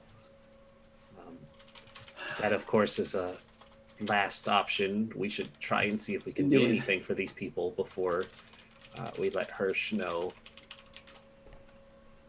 Yeah, I mouth back to her that I'm a doctor and I can help. She's now kind of wiping blood off of her nose that's dripping a little bit. She's managed to get it off of her mouth. And she points to kind of the opposite side. It's almost like this is centralized. It's like circular, right? The whole thing. It sits in the center of a very large area, this private little science lab. And she points to the opposite side of this round or this circular space, and clearly is pointing at like a comms unit that's over there, like a... And so she crosses and kind of clicks, and you can hear her off in the distance, her voice kind of come through, and she says, "What are you doing here?" We were sent here to retrieve a xenobiological life form. She was what absolutely not. happened? You have to leave right now. Before it What- gets you too. What happened? What is it? She goes, "We don't entirely know. We uncovered a new organic fungus on the surface of the planet. We brought Is it that back what's here, going and it on? started contaminating the air supply. And then before we knew it, it makes you sick," she kind of says. "We're all that's left. Everybody else is Well, I see. Is there? I take it you weren't able to find a cure for whatever this sickness is. she says, there is no cure. And she's like, I'm already showing signs, which means I have roughly, and she kind of looks at her watch to calculate, T minus 45 minutes. How long have you been showing symptoms? We quarantined ourselves here, hoping to last, I don't know, whatever it was, the last of them trapped it inside of, she kind of points down the hallway, inside of the reactor, with the machinery. Well, I give the doctor a look, because that's where our people are. Yeah, I was going to say the same thing. It's like where the oxygen facility is. And, yes, that's why we couldn't get to it and clean the air. Once they started to just populate and everybody started to die, and then they grow at such a rapid rate. She's beginning to get like a little upset, like she's reliving some of this trauma of what's happened over the last few days after they lost communication. And she's like, you don't understand. There's tons of them. She's like, one for every human that's missing. I'm sorry, you said more. And she like turns to look to Dr. Spader. We were only sent for one. What are you talking about, the fungus or something else? Because we were sent to retrieve a solitary life form, not a fungus. She said, there is a life form. They're one and the same. The fungus is infecting the colonists, and it's making more of the life forms. Do the colonists become the life forms? What exactly is the process here? She shakes her head and she goes, no. They gestate them. The humans act as hosts, you're saying? She kind of nods, and you begin to see, like, around her You're neck. all hosts. She nods again. The veins kind of bulging from her neck, as if the blood is coagulating or having a hard time passing. And she goes, I have to go. I don't have much time. And she kind of looks over and she looks at everybody else. She's now bleeding from her ears and her nose. She looks at the remaining people that aren't either passed out and who are also still fighting, and she goes over to a single containment unit that would be used for somebody that maybe has radioactivity or needs to be like singularly isolated. It's like a pod, and she hands her gun that was sitting on a counter to the woman. That's another person that's in the room, and she goes, you don't hear her. She says something, and she goes over to the container, and she presses the button and waits and waits and waits. A few other people give distance to the space, and you watch as she begins screaming. You can't hear her. Blood begins like spattering out of her mouth from coughing and whatnot. And you can see her chest basically rips open, and as it does, it splatters blood, and a creature comes right out of her chest. Both of you are going to take 2 stress, or a stress each, for seeing a xenomorph for the first time. What do I do? You just tick the box. There's like a box that says stress. It'll go yellow. And then the next time you roll, it'll count for that stress. And then, living the stress-free life. You wait. And then, you see the kind of shaky woman like pull the gun up, and she walks over, aiming it right at the space, and she hits a button, and she loads the entire clip into this woman's chest and into the xenomorph that's like out of her chest. It actually, you know what? Nope, it's gonna lunge at her. Give me a second. Well, yep, this could go really bad or really good.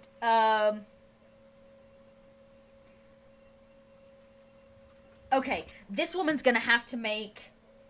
Oh, this is bad. She's gonna make an immediate panic roll. So let me pull up her character sheet, or somebody else. This is gonna be... This is Wes. This is our roughneck Wes. Because that's what sheet I have available. Our roughneck Wes is the one holding the gun and fires. Too bad you don't have the ranged combat to make this happen. Sorry, my friend. Oh, he's very stressed, too. I should have put those stress die on there. Hang on. He's been undergoing some stuff over the last few days. Did it roll it? It did not roll it, so I'm going to reroll. Oh, poor man. He's going to roll off the panic table. So what happens when you get the xenomorph signal on your panic die? It means that you roll from the panic table. He does panic. He rolls an 11. The panic table tells us that on an 11, what do we get? Seek cover. You must use your next action to move away. You watch as he fires, and the whole thing, it like lunges out at him, at his face. He immediately dives to the side for cover. It becomes chaos immediately.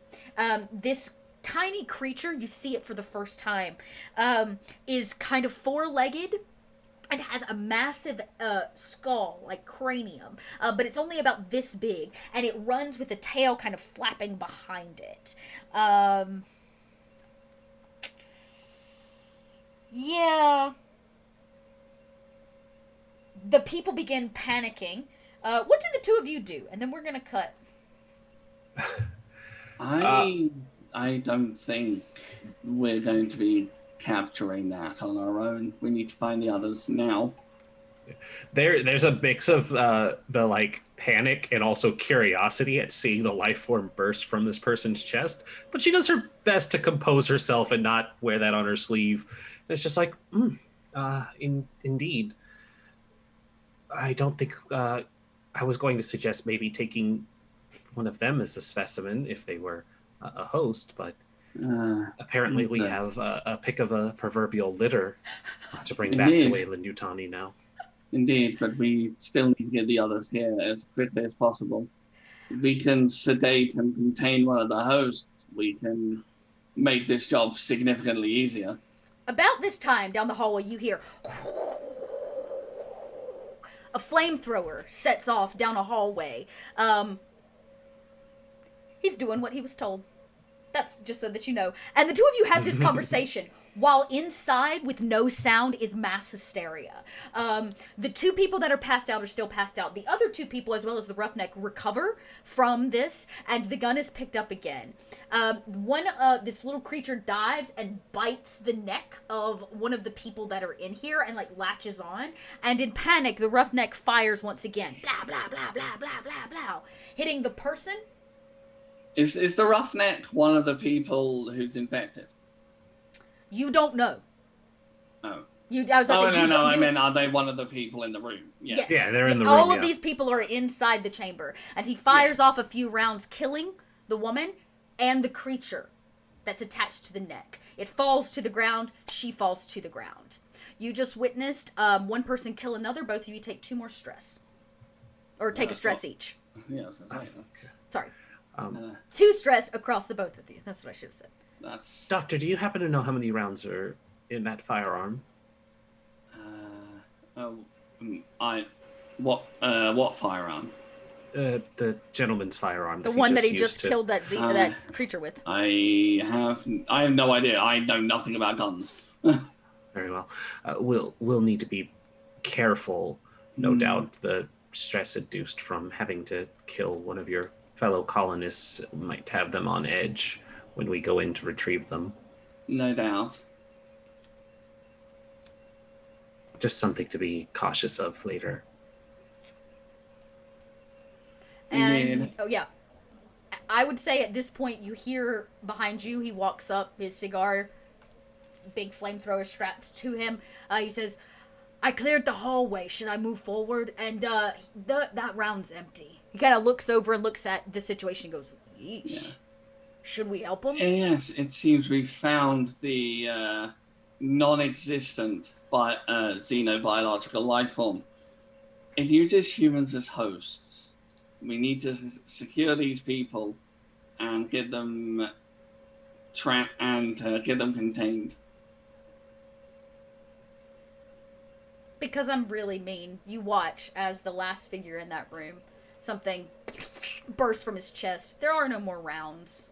Now it becomes a full-on panic as the 2 on the table are probably dead or will be dead. The other one in the room has let one of these out, and they begin using everything that they can. Chairs, anything to, like, fight this thing off. He goes, we should open the door and help him. You'll risk releasing the entity. I would not recommend that. Because I can't. My job was to rescue people. I can't stand here and let them die. They're dead. The chances They're already dead. she's gonna look to him and say, "Can you guarantee that you will be able to stop that entity without it escaping into the corridor?" Goes, why do you think they got me here? He pulls his knife, puts it in his mouth, sets the weapon, and he walks over and boops the door open. When it does, the creature, you hear it for the first time. Immediately it like screams at all of you, looking for the door. It needs a way out. The man, the roughneck, goes, "Don't do that!" As Don't open that door. he starts spraying and praying, and the camera cuts to Anthony. Wait, did he actually open the door? He Hirsch went opened inside. the door. Hirsch Hirsch opened the door and is now actively cleansing the space. If you would like to stop him, you can try.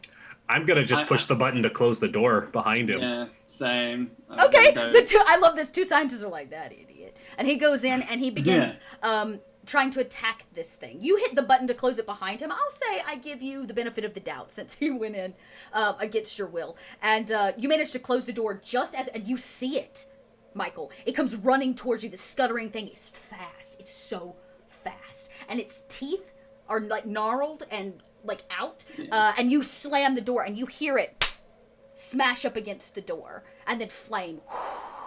And we pan over and down the hallway to where we left our child and Anthony and Ash and Biff trying to make a decision as to how to move forward. The kid's like, can we please get out of here? Let him know. Now we wait. Hey kid, why don't you head on back to the ship, huh? There's a ship? Oh yeah. The kid's like, You think we just walked here? oh, okay. The kid's like, and he turns and he begins running. Doctor and Michael, you receive the like alien blah blah blah information as you're witnessing this ex-marine torching the inside of the science lab. And we cut back to Anthony and Ash. The kid's feet dawdle off into the distance. He told you not to open that door, but Biff is like, well, we going in? Of course. We should I'm wait going for to the fix others, it. right? Oh, There's the alien whatchamahoozy is in there. then we push it aside and I'm gonna fix it anyway. I mean, do you got trank dots or whatever it is you were gonna use to get this thing in the box? I have a big wrench. You see I don't know if Biff Waylon change Yutani's his gonna be clip. too happy with an alien with its skull bashed in. He changes his clip. Biff does. When you say that, he's like, man. And he pulls the bullets out and he puts the trank dart like clip or whatever in instead to the rifle. He goes, all right, fine. Oh my god, you actually brought a trank dot in that clip? I had to. You were That's what they prepared. told me. I do as I'm told. I'm a good soldier or whatever. You wanna wait for Knifey McGee, or you think you got this? We didn't bring Knifey McGee. Oh, I was talking about the other guy, the one with the knife. I know that's not actually his name. Do you want to wait for him? Trooper Or name, do you think you got It's, this? it's his name Biff now. is a dead man. Biff is a dead man. Just, he's got the knife. Make sure he doesn't hurt himself. Hey! You Oh, got to find the one. fun. and we see Biff go, well, are you ready? We need to go in here and fix this, right? I think he was Ash is a just I'm Xeno. asking you, decided- do you want to wait for the knife guy, or do you think you got this? You're the Marine. I don't care what you're doing. I'm opening this door. I'm tired of waiting. He needs to No, fix the I'm air, gonna open man. the door, Biff's gonna shoot the thing full of trank dots, and then we're gonna do our stuff. Yeah? It's I mean, perfect. unless you want to wait for the knife guy. Stop asking us to wait. I'm asking Biff. I don't Biff, care. I wanna give me get something. I'm just here to shoot the thing. If it comes out, I'll shoot Fine, it. shoot the thing. Okay. I'll go over it. 1, 2. And I'll open the door. And you like, and you pull this heavy metal door open, and you can feel the heat from the flames and like whatever machinery is burning kind of lets out. The You want me to make a strength roll or something? I was about to say say, can you open this door by yourself? I'm sure Ash would help you, but you I can. was gonna say I'm right there, so Maybe between the both of you, I would say it's definitely like a push, and Biff is on point. He looks around and he like steps into the space and does that commando thing where he checks the corners. And he goes, there ain't nothing here. And in front of you, you can see the big piece of machinery that is definitely still like flaming a little bit, and it's like letting off some stuff. But what catches your eye is, Ash, is the ceiling of this massive structure that holds all this machinery. As you look up at the ceiling, you're like, these don't come standard issue black. Usually there's ventilation systems and windows up there so you can see out. And roll an observation. As the man who knows the structure of these things. 1. Something on the ceiling shifts and moves, and it changes your perspective, and you realize that the ceiling is not painted black. It's covered in creatures that are black. About 30, maybe 40 of them.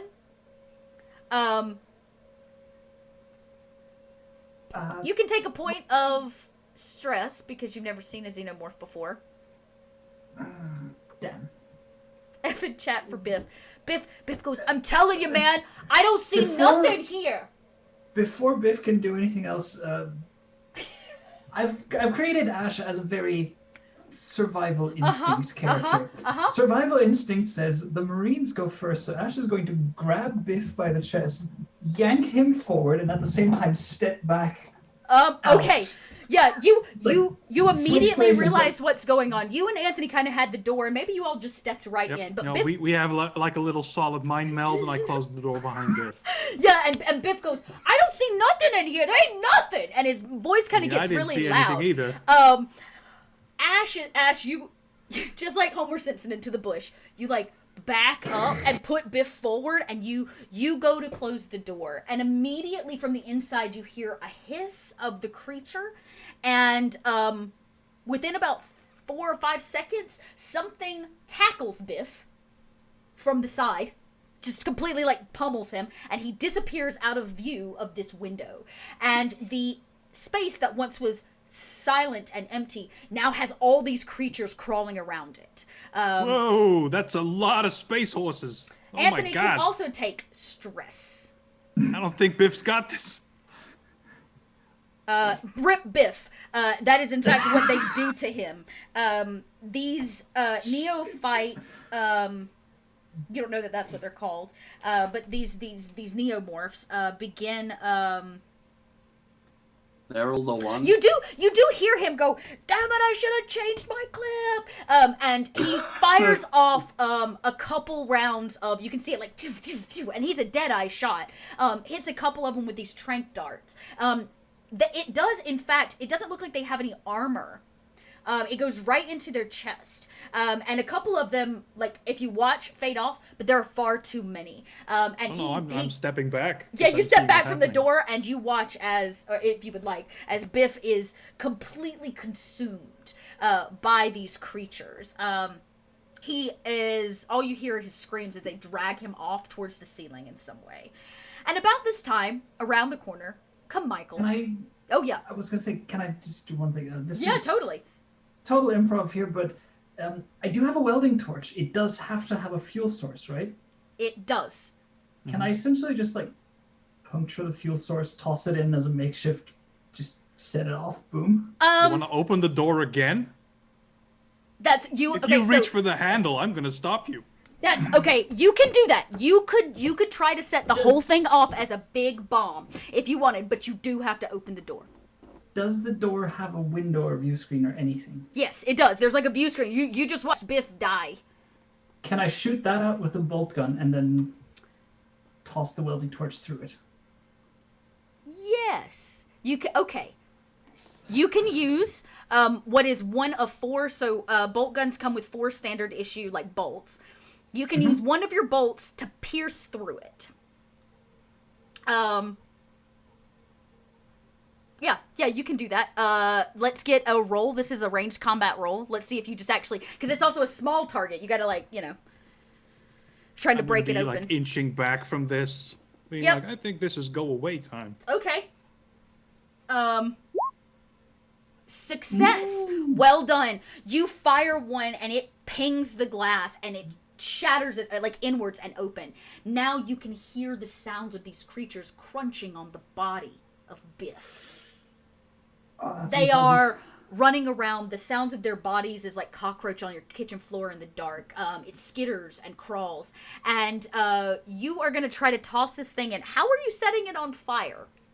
Because it's just a torch bottle, or like it's just a bottle of gas. You gotta actually figure out how to make it explode. Well,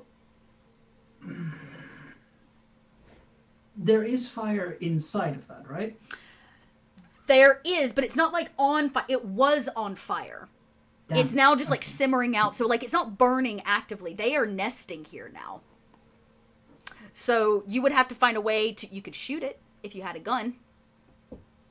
I would let you shoot it if you wanted to try.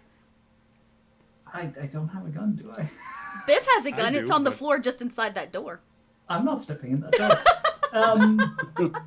No, in fact, what's then going to happen is I realize what I'm about to do is completely risky and stupid. Do it. But Do that's it. why I'm going to do it. There's always like a residual tiny bit of gas left in the thing. So essentially unscrew the bottle, use the residual thing as a pilot light to light it and immediately toss And it. toss it in. Okay. Yeah, you're gonna And like. it's going to give me like half a second to dodge. Yeah, you're I'm gonna probably get. gonna This lose is. an arm, but- Ooh, this is gonna be. Okay. You tell me what to roll All and I right. will roll Anthony it. said he backed up. Ash. Yeah, I mean, that looks super risky. Are you sure you want to? Oh, God! Okay. I'm gonna let this be a survival roll for you, or a mobility check to get it out of your hand, whichever is better for you. But that's what this is. They're both zeros, so mobility. Okay. I'll let you choose mobility then. This is like a. Okay. All right. Here's what happens. This is very exciting. You light it. It works. It's fire. Oh shit! You go to put it through the window, and it's too big to fit. And you go to, and it slams in, and it's now stuck there. And Ash, you're able to take one step back as it explodes, breaking the door open. It's running away time. This How is many how. limbs have I lost? This is I would say, okay, so I have to figure out what the explosive damage is on this. How much health do you actually have? What is your health bar? Do you know? What is I it? forgot to figure that out. That's okay. It's usually It's based equal your on strength. strength. Yeah, so whatever your strength Yeah. is. Good Fine. thing the aliens are safe behind this thick door. Okay. 5. I'm going to say in this case, because it was an explosive damage, but Anthony won't take any damage, though you do get kind of knocked back. Ash, you're going to take 2 points of health damage. Yeah, 2 points of health damage on your track. And another point of stress, because this is bad. Michael, Doctor, you hear a massive explosion as you begin to round the corner, like you're running towards them to tell them, like, don't open the door. I think somebody opened the door. Let's hurry, and he'll start running. You start running, and behind you, of course, is your this Marine. He subdued. He did his job, but he's fast on your trail. As you round the corner, you see where the explosion happened. There's like charring everywhere. Ash is. Oh, I'll definitely let the Marine go in front of me. Oh yeah. Yeah. He passes through like ready. He's like, what's going on? What's going on? As he comes out, and I imagine this kind of T-bones like at the end of this hallway where this door is to Yeah. all of this machinery, and you see Ash laid off to the side. There's Ash has taken quite a bit of damage. Maybe your clothes are like singed on the edge of your like jumpsuit's like burning a little bit or something. Hair Bit of shrapnel in singed. the arm. Yeah, shrapnel, a piece of shrapnel. They're bleeding. Anthony is also prone, though not near as damaged or bleeding.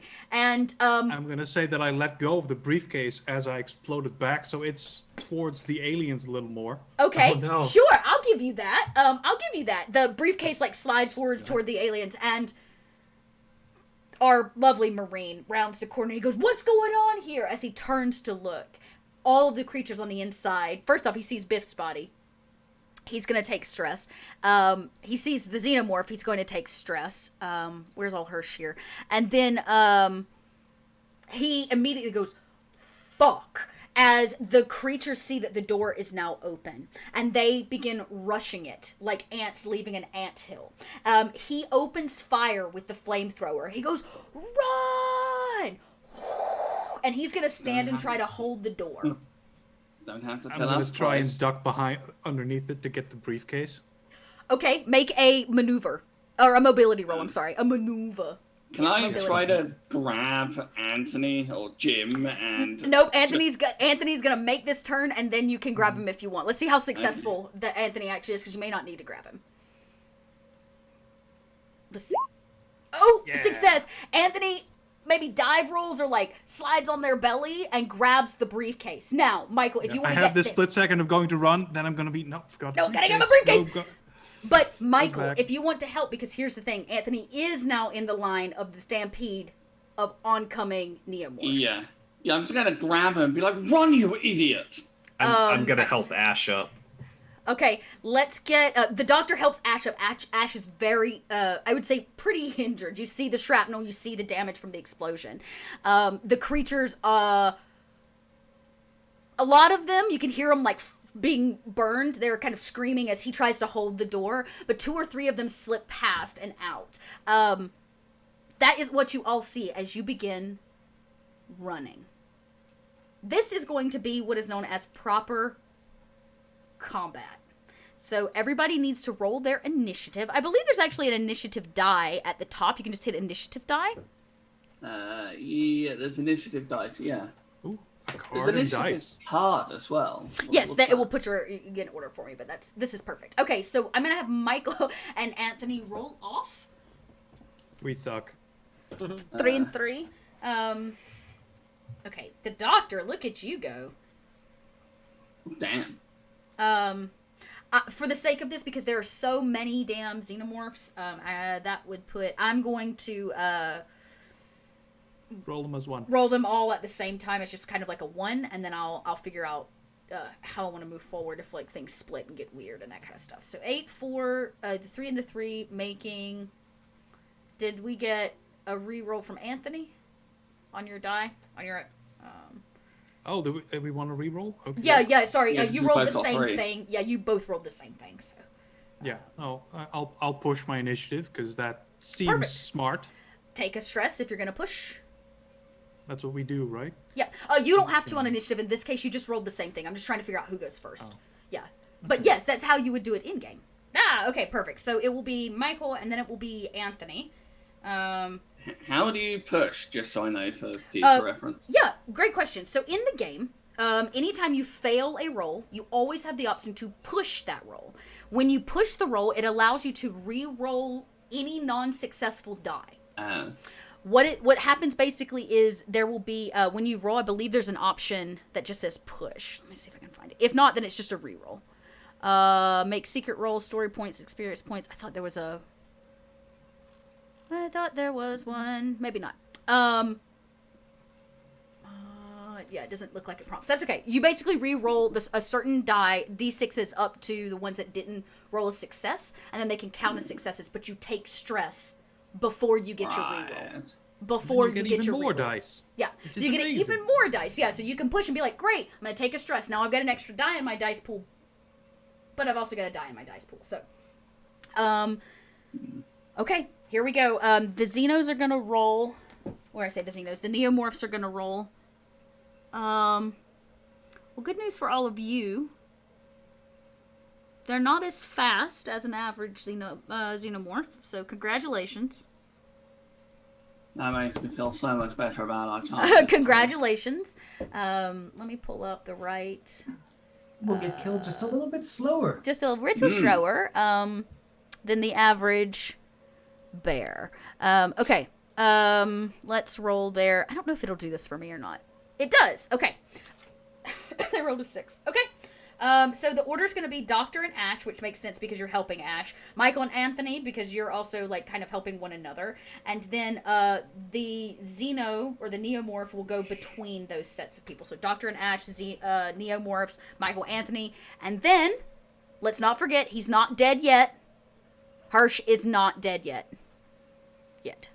I say. Yeah, Hirsch goes last. Emphasis. For a Which second, makes I thought sense. you were about to say Biff isn't dead yet. I was wondering. No, Biff is super dead. Hirsch Biff takes is his not. turn to moan weakly and whimper and die. Biff All is right. all the way dead. So we're gonna start with the doctor. Doctor, you have Ash in tow. You're helping Ash move faster. Once you start to get your feet, you both start to run. What would you like to do? I would like to just run. You would like to just run. So here's what I'm gonna do. I'm gonna say then this is a mobility, to just like, or a stamina if you're just gonna run straight from here to the ship. I would think agility's probably better, but I don't know what your stats actually are. I don't have your ship or your sheet up. My agility is a 3. Okay, give it a So- go. Let's see how Is it that goes. just mobility then? That's yeah, just mobility, I would think, because it's gonna add your agility score to it. Haha! A success, but it is on the panic die, which is okay. A success on a panic die doesn't do anything bad. It just means you succeed. You kind of let go of Ash now that Ash is up and moving, and everybody's starting to run. And you that moment where running starts to get really fast, where your momentum's actually like pressing forward. You can hear the Marine behind you screaming profanities at this ex-Marine as he torches them, but you don't look back. Ash, what do you do?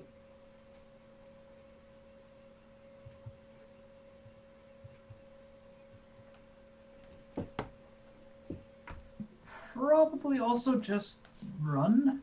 Okay, running is okay. Running, maybe tearing that piece of shrapnel out of her arm. Just Okay.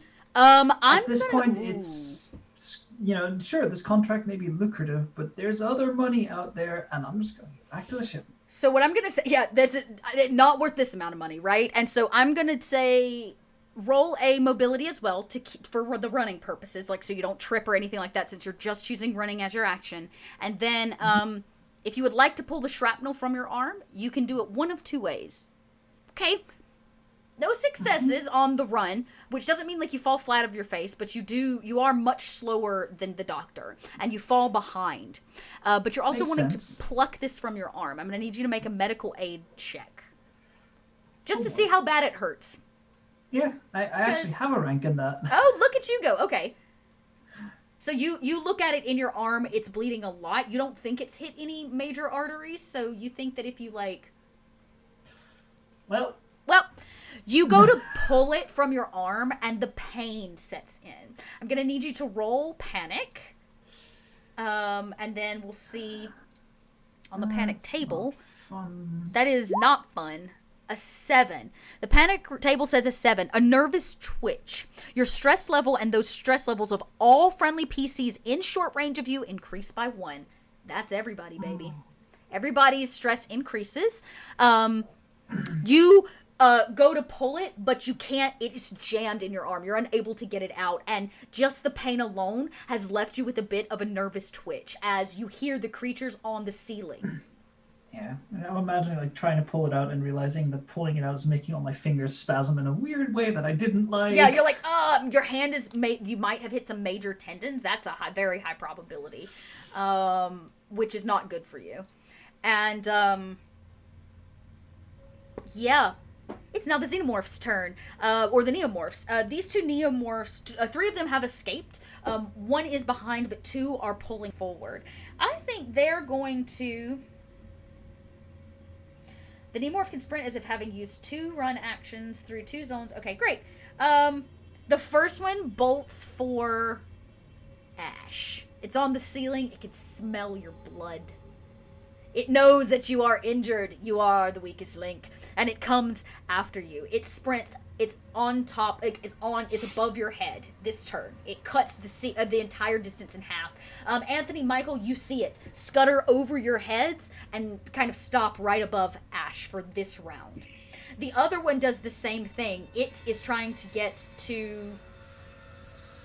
Actually, I think it probably does. It makes it to Eeny, Meeny, Anthony, Michael. Who do I want it to get? No, I'm going to give the first one to Hirsch. Hirsch gets I a was gonna xenomorph to say- the face. He's right there. He's got a lot of xenomorphs to deal with, and he's also shooting fire. But the one that got through stops realizing what it's doing. He's basically bottlenecking them from being able to leave. And he's like, "Die, you stupid motherfuckers!" And he's just like screaming at them. It attacks him instead. Yeah, this adult neomorph leaps down on him and does a throat bite. Now that it's much larger, its entire mouth wraps around his neck and removes about 85% of it, like that. Well. He goes down with the flamethrower. He doesn't even... It does 8 base damage to him, which he can't even withstand. Actually, no, they have to break through his armor. He's wearing armor, so he does it. It takes a bite out of his arm. He does drop the flamethrower, but it's like latched onto him, and he's now stabbing it, or he's gonna try. You see him remove the knife from his mouth as he's going to try to stab this thing. I guess we'll get there in a second. Next up, our players. Michael, it is your turn. What would you like to do? So what's the situation? Sorry, I was... 2 people ahead of you, Ash and Doctor, are ahead of you. Behind you, you're pretty sure that Hirsch is dying, and Anthony and you are also running. You're kind of in the middle of all of this activity. There's nothing I can do for Hirsch, right? Not at this point. He's probably biding you time. In that case, sorry, who's behind me? Hirsch. He's the only one. Okay, then in that case, I'm just gonna try to run faster. Because as long as I'm faster than the slowest guy... Mobility. That's... Exactly. As long as I am faster than the other guy. I'm gonna have you roll a mobility too. I would say one xenomorph passes over you and seems to be headed for Ash. Okay, I have 2 stress. Do I need to do anything with the modifiers? No, it will roll it. It will auto-roll your stress. Just hit the mobility button. Okay, great. 2 hits. You are in combat, so that means one of 2 things happen. So on the table, this is very cool, the basics table for this game, you rolled a... Oh no, where is it? Mobility stunt. Okay, so you got your success. You start running. You at this point are faster than Ash. You pass Ash. Sorry, Ash. You also got an additional success, which means you get what's known as a mobility stunt for every additional success. You're going to get 1, which means you can give 1 additional 6 to someone in a similar situation as you. So they basically get an auto success because you're helping them out. A +1 to a later roll for yourself, or you can try to impress someone. I don't think he gives a damn about trying to impress anyone. Great. I think I'm torn between giving a D6 to Ash, because, I want us all to live, but or just keeping it for myself. Now I'll give the D6 to Ash so Ash can escape. Great. Ash, bank that D6 for the top. Maybe you run by, and you're running so fast you maybe grab Ash by the shoulder, seeing that the xenomorph is ahead, and you gotta pull Ash with you. That's how I was picturing. Sorry, I think I misheard the first time. Is it just an extra D6 or it is a flat? It's an extra 6, meaning you get basically an auto success. Yeah, it's a flat 6. Give 1 6 to someone in a similar situation. I feel like that qualifies. You're all on death's door, so yeah, that's fine. And Anthony, briefcase in hand, you are behind you. Hirsch is definitely dying, and Michael has sped past you. What would you like to do on your turn? I also want to be faster than the slowest guy, so Great. I will also run. Roll a mobility as well.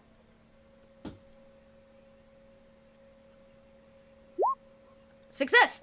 You kind of catch up to where they are. The 3 of you kind of bunch together and push forward. You can feel and hear the xenomorph on the ceiling above all of you.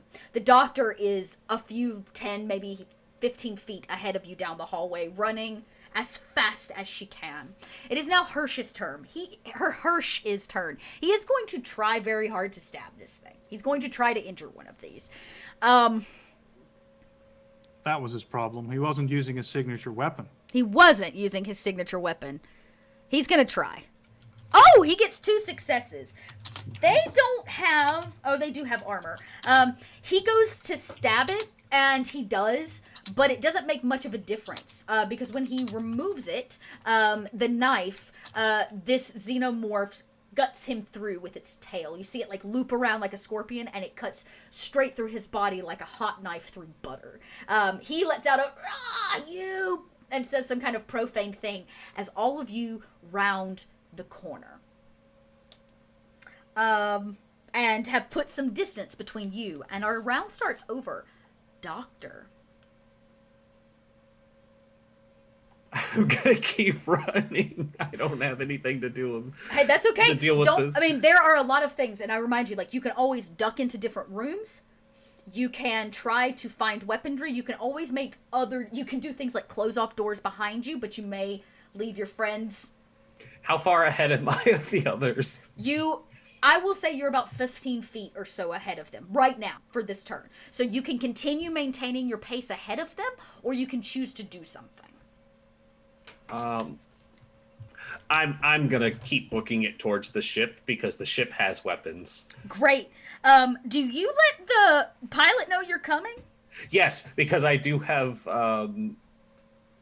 I thought I had a. I have a personal data transmitter, so I'm probably trying to message the pilot. Great. You're like running. So just give me another mobility, and I'm going to say that you can say whatever you want to say over the transmitter to her.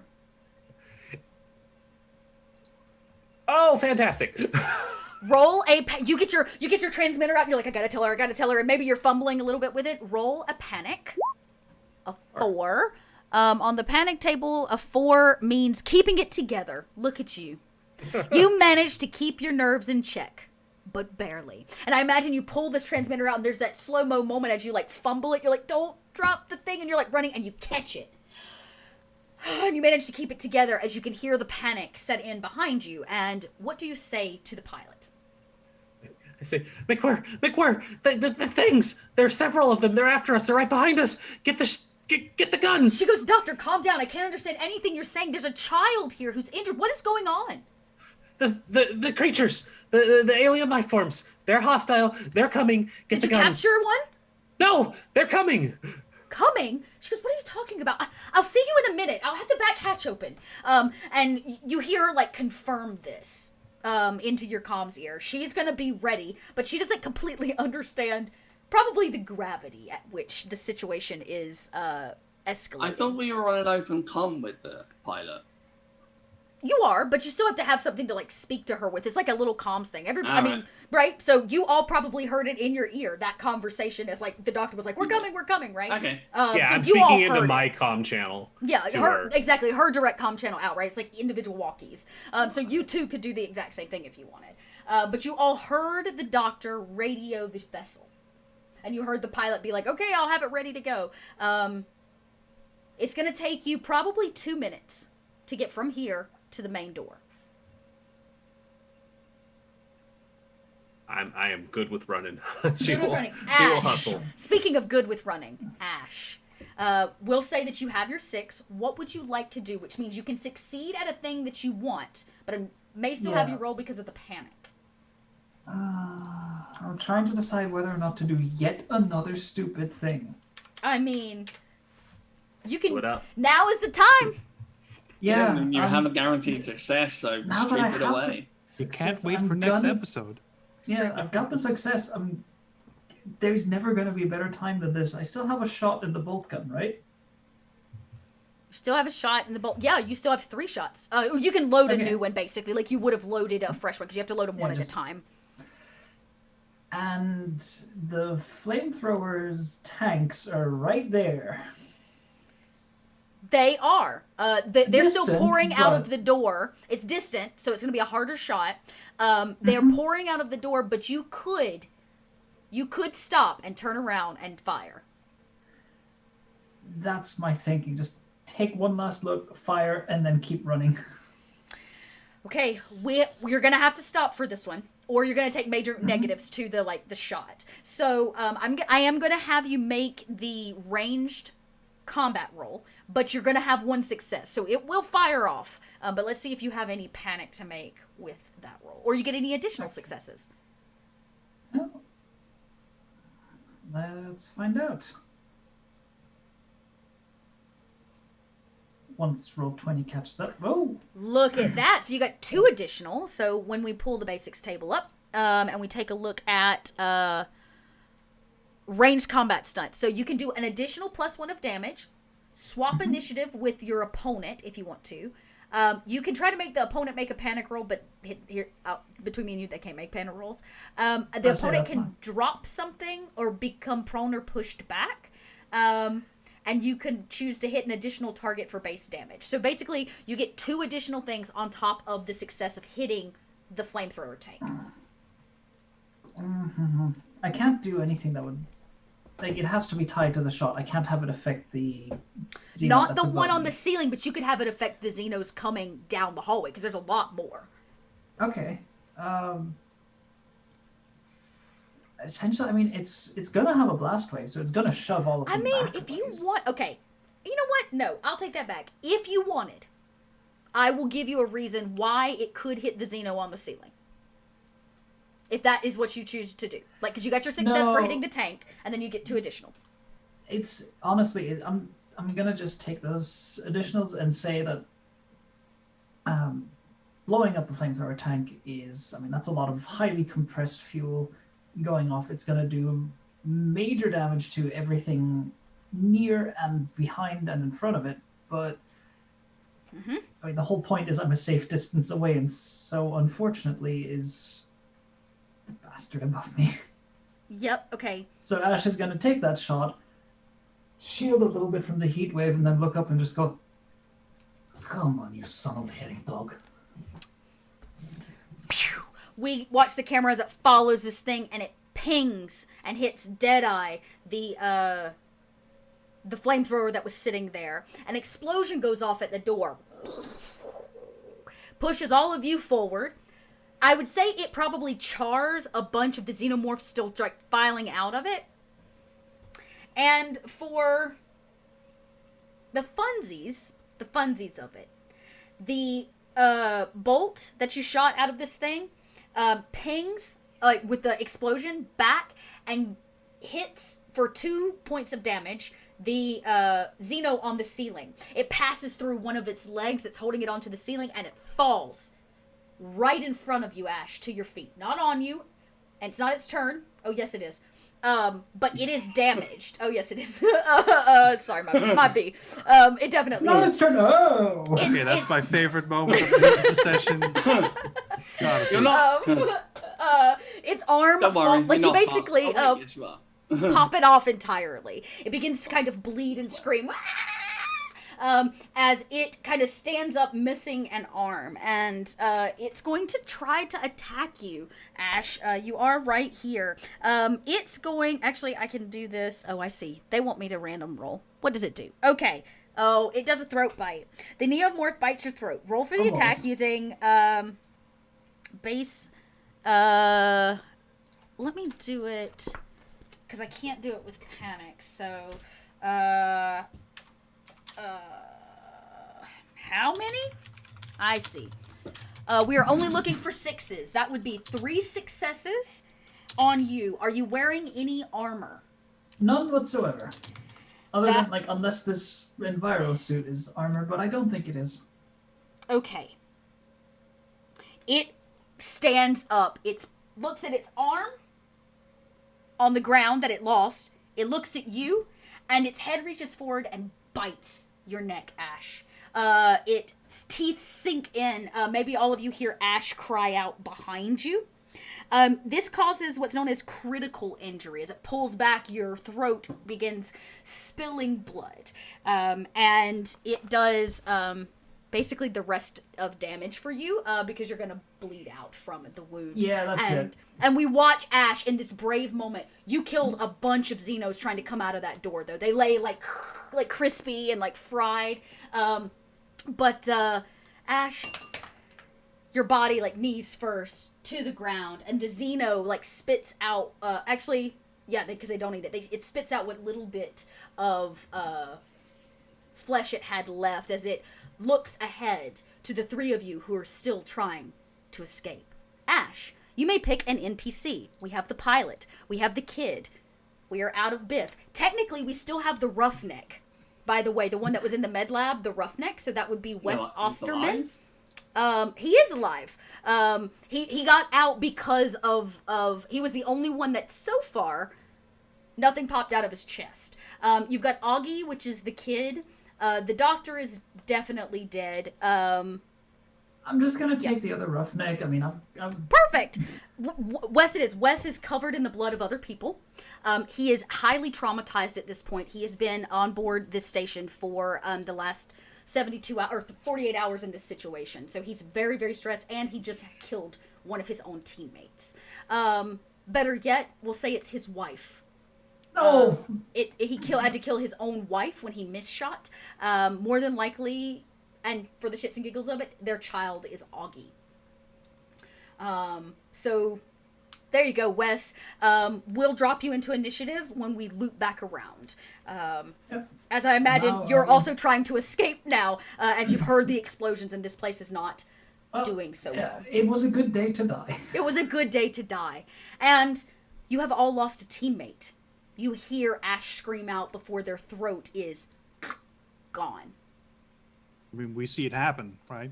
Pretty much. It, like, happens right behind. If you look back, it happens right behind you, because Ash had to stop and turn and make the shot, and it fell from the ceiling, right? So, all of you take stress.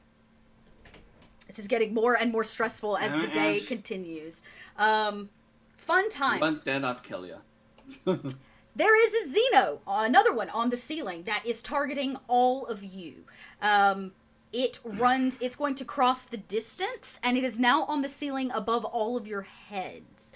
That would be Anthony, Michael, specifically. It's still a distance between the doctor. The doctor hasn't stopped yet. And it becomes Michael's turn.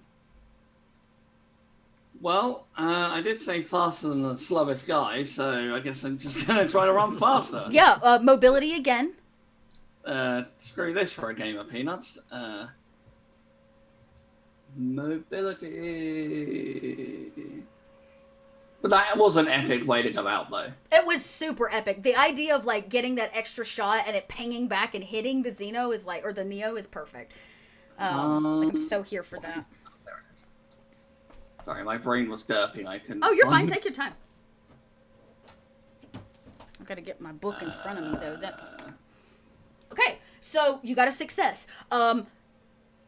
You hear your friend die. Your stress level immediately rises. There are now less people between you and it. And as a scientist, your probability of death is now rising. You know the statistics of this. Yes. And you run even faster, trying to get space between you and Anthony and hopefully the doctor next. They just got to get behind you, right? And you take off running. It is a success, and the Neomorph cannot hit you this round, so it is Anthony's turn. The front door. I'm assuming we're going to get there at some point. I want to prep to be able to close it. Interesting. There was some sort of code. I don't remember if it was transmitted or put into like a keypad. So there were two doors. The first door is like your basic like airtight seal, like circle door.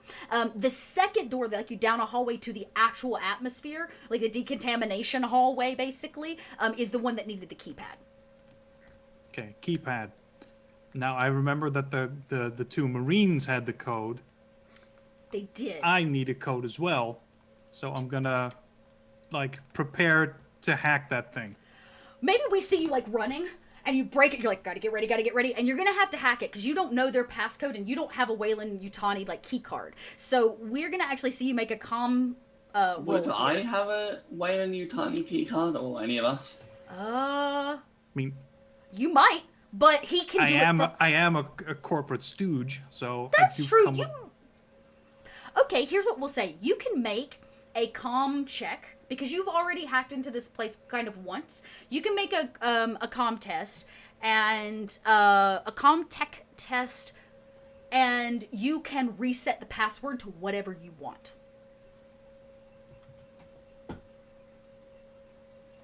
that way you can perfect. Yes. There we go. Even better. I think you get bonuses for that because we're in combat. So let's double check that close combat, where's my comm?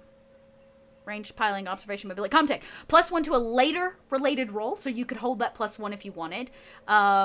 It takes you half the usual time to do what you expected. You gain new unexpected information. You can hide your tracks or show off. So I'll leave that up to you. Time. It's the time. We're gonna It's the do time. this quick. Do it faster. You click, like a madman, onto your thing, and you get the success thing pops up, and you're like, running. You hear Ash scream, that last scream as you're, oh god, I get the reset password, and you actually can control and open the outside door from here. Without having to use that keypad directly, and you hit it, the outside door is now open, Anthony. It will be easier for everybody to leave this place because of your help. And it now becomes the doctor's turn. For ease sake, we're going to just replace our new person. Ash is going to get replaced with, just in the same initiative order. Mm-hmm. The doctor, you're much closer now. You can see the exit. It's in front of you. It's going to take you probably 2 more turns before you reach the first door. What does Dr. Larucio do? I am just gonna keep booking it. You make that mobility roll. Friends are dying. You're. If you can get out first, you know that the doctor, or hopefully the pilot, will be there to help you. Success. You keep running. There is no stopping the doctor. This is why we eat healthy, and we live a corporate regimen. Because you're just like, don't look back, don't stop, don't. None of this matters. Just run. Right. You'll be first to that first door. To the keypad. Now, it opened automatically, or... The keypad, the outside door is the keypad. That's the one you hacked into. Oh, right. This inner door is still manual. It's still... I had it the other way around in my head. So it's the airtight still. But the good news is you've still cut time down, because now you don't have to open a secondary door. That door is ready for you. And the doc is now going to have to open the door. Well, so far, as it currently stands, will be the first person there. Next turn, the doc will make it to the interior door. It now becomes our new Wes. Wes was his name, right? Yeah, it becomes Wes's turn. Wes got a lot of stress and things are going down, but you can hear people panicking.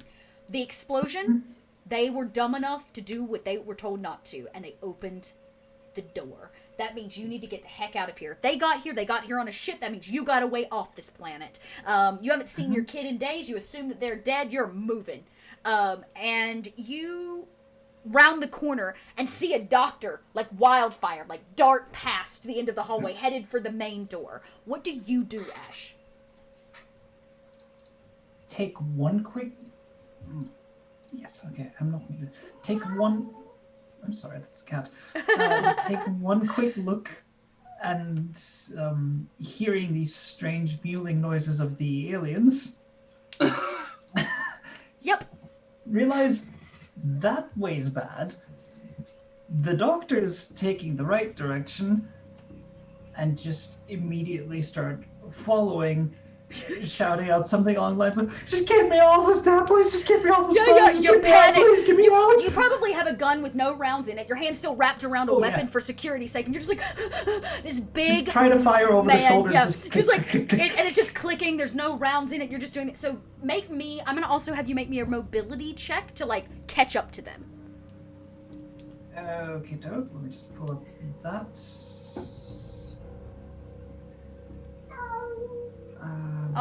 Kitty's like, it's coming for you.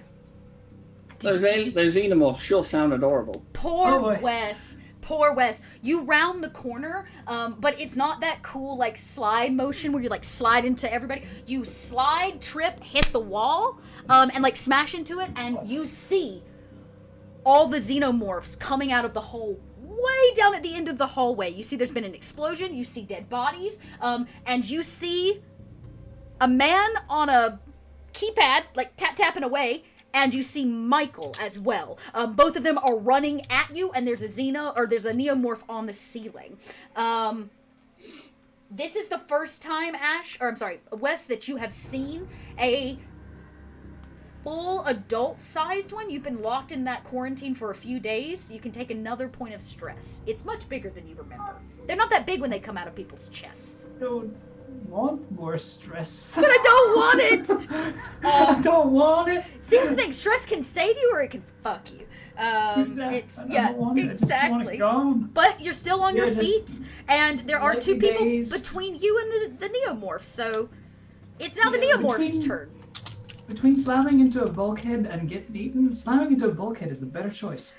It drops down off the ceiling, in front of Michael and Anthony. Anthony, the door is open. Michael, there is another man in front of you, like cut the hallway. This is the same man from earlier you recognize.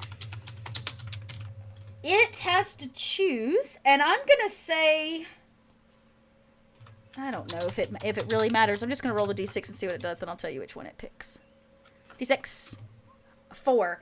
Okay, its action, it chooses the leaping attack. As it jumps down, it's going to leap at the victim. Okay. Oh my gosh, y'all, this is intense. Okay. The neomorph jumps down and is gonna jump on Michael. Wow, rude. Right, yeah, I know, right?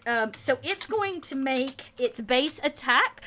You can try, if you would like, to outmaneuver it. So you can make a mobility check to not get get trapped by it, because it's going to leap on you. So I will let you make a roll kind of against it, but it's going to be... I do not consent to this unwanting physical interaction. It only got 1 success, so if you beat its successes, it doesn't actually jump on you. I mean, I did say I wanted a death worthy of an alien movie, but... But now that I'm here... on second thoughts, no. I mean, I can't fight the thing. I have nothing to fight it with, and... No, but what you're doing, all you're doing is rolling a mobility check to dodge it. It's only a dodge because it's actually its action.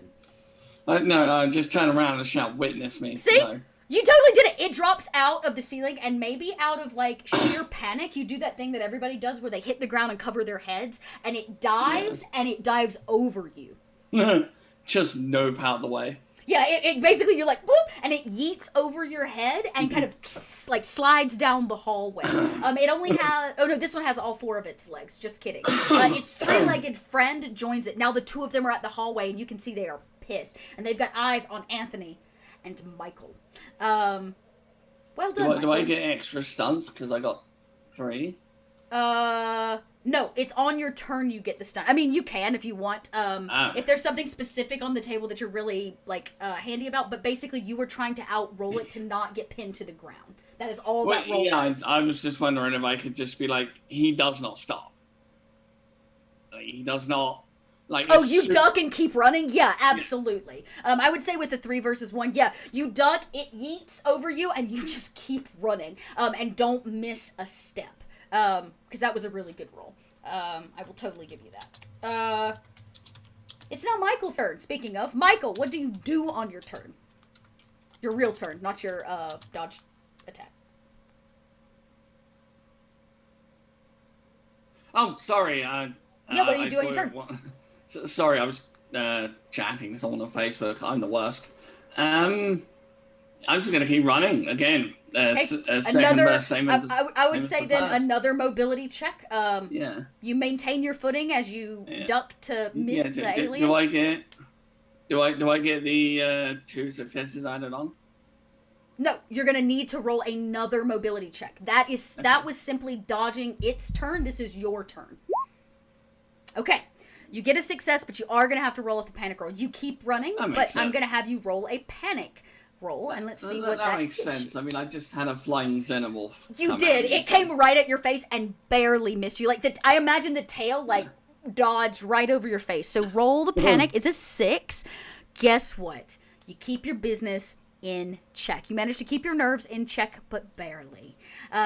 There's a moment where your heart skips into your chest, and this is it, you're gonna die. But you can't stop running now. And you manage to smush that fear that almost freezes your feet in place. And it becomes Anthony's turn. Oh, I'm sorry, go ahead. So I was going to say, I imagine by this point, he's running so hard and fast, he's almost doing that sort of comedy run where like back is arched, legs are forward, really- just like whoa, Yeah. like not stopping. Yeah. And Anthony, you witness this. You witness the xenomorph like dive off the ceiling. Michael kind of dodges and keeps running. Now it is your turn. What do you do? There are 2 Xenos behind you. One of them is Behind injured. me. Behind you. Okay, good. That's where we want it to be. Just keep going. Okay. So- Roll another mobility if there's no additional attack you want to make, and we'll see if you get any benefits to your mobility check.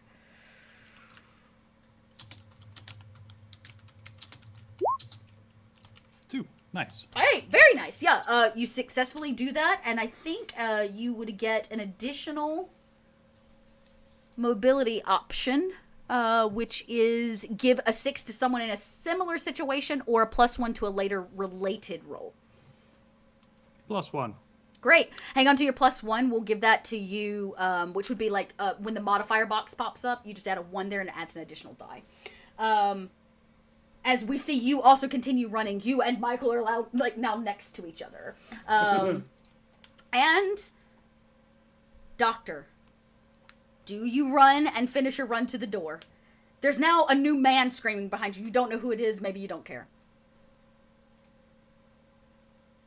I would recognize him as the guy who was doing the shooting inside of the lab. Yeah, right? if you peer over your shoulder, that was definitely the man doing the shooting inside the lab. Wait, is he dead already? No. Who? No, that's Ash now. Or- That's me just trying to get off the station. Yeah, I was about to say, not Ash anymore. This is the man who was in the room, who seems to be the only one that wasn't affected at the moment. the at the artist formerly known as Ash. Yeah, the artist formerly known as Ash.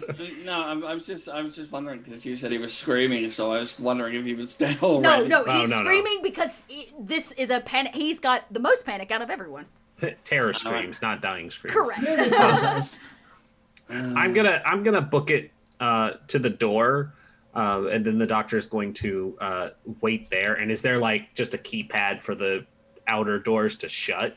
This door that you're at is one of those spin handle doors. Okay, So I'm gonna run to the door, and then I'm gonna hold it open for them, and then try and shut Okay, it. I'm also going to make this a mobility check to like make the run and successfully open this door all in one. All right. The more you get, the better off you'll be. Wow. This is why stress die can be awesome. You get there and you're like, you've never moved so fast in your life. You like spin this thing. It's very cool. You spin it with one hand. It like, you use all of your doctor strength, which isn't much, to open this door. And you like hold it. And you manage to, you all see it now. Light at the end of the tunnel. Literally. The doctor has the door open. Hurry up! Hurry up! Hurry up! As you like yell, you're like, come on, come on, come on. Now you got 3 in addition to this mobility. So you get 2 extra things. I'm going to assume that you either want a +1 and to give a 6 to somebody. I will give a 6 to the other doctor because I don't know this other person. Right, to Michael. Okay, so Michael, you'll get a 6 on your next round. Okay. And then you can bank the +1 for yourself. I'm gonna bank my +1. Yeah, hang on to I'll it for the need- next roll. Yes. Somebody's going to have to close this door. Yep, I'm gonna need it. That makes it Wes's turn. Wes, the door is open. You can see down that, like, hallway, there's a ship outside. Mm-hmm. Yeah, just... Unlike the previous roughneck, Wes is just gonna run. Just straight up, Great. getting away from whatever wall he's just slammed into, just like, Oh, holy shit, oh shit, y'all did bring a ship. Oh my god, I can get out. Oh god, I poor can get guy. out. He's so traumatized. Yeah, he's just like, Nothing but the ship matters now. So you're going to also make a Exactly. robility check. I love that nobody has... This is not our fight crew. This is what you get for sending all your commandos in first. When we get to the ship, the pilot's going to be taking a walk to, go to the bathroom outside or something. wait, no, Wes, I very... rolled Oh, piloting. Hang on. yep, definitely not the role we're looking for. Though the good news is you have another pilot. There you Oh, go. cool. That's what I want. All right. You succeed at running. You succeed, I'm going to say, at like getting there. What you don't succeed at is not panicking. So I'm going to need you to roll a panic check. Yep. And then we'll see what the number pops up. An 11. Oh, boy. What's that stress? That's not what I want. The panic table. 11. Seek cover. You must use your next action to move away from danger and find a safe spot if possible. You are allowed to make a retreat roll. If you have an enemy at an engaged range, the stress level is decreased by 1, but the stress level of all friendly NPCs in short range increases by 1. So, the only place for you to hide, literally, is behind the door.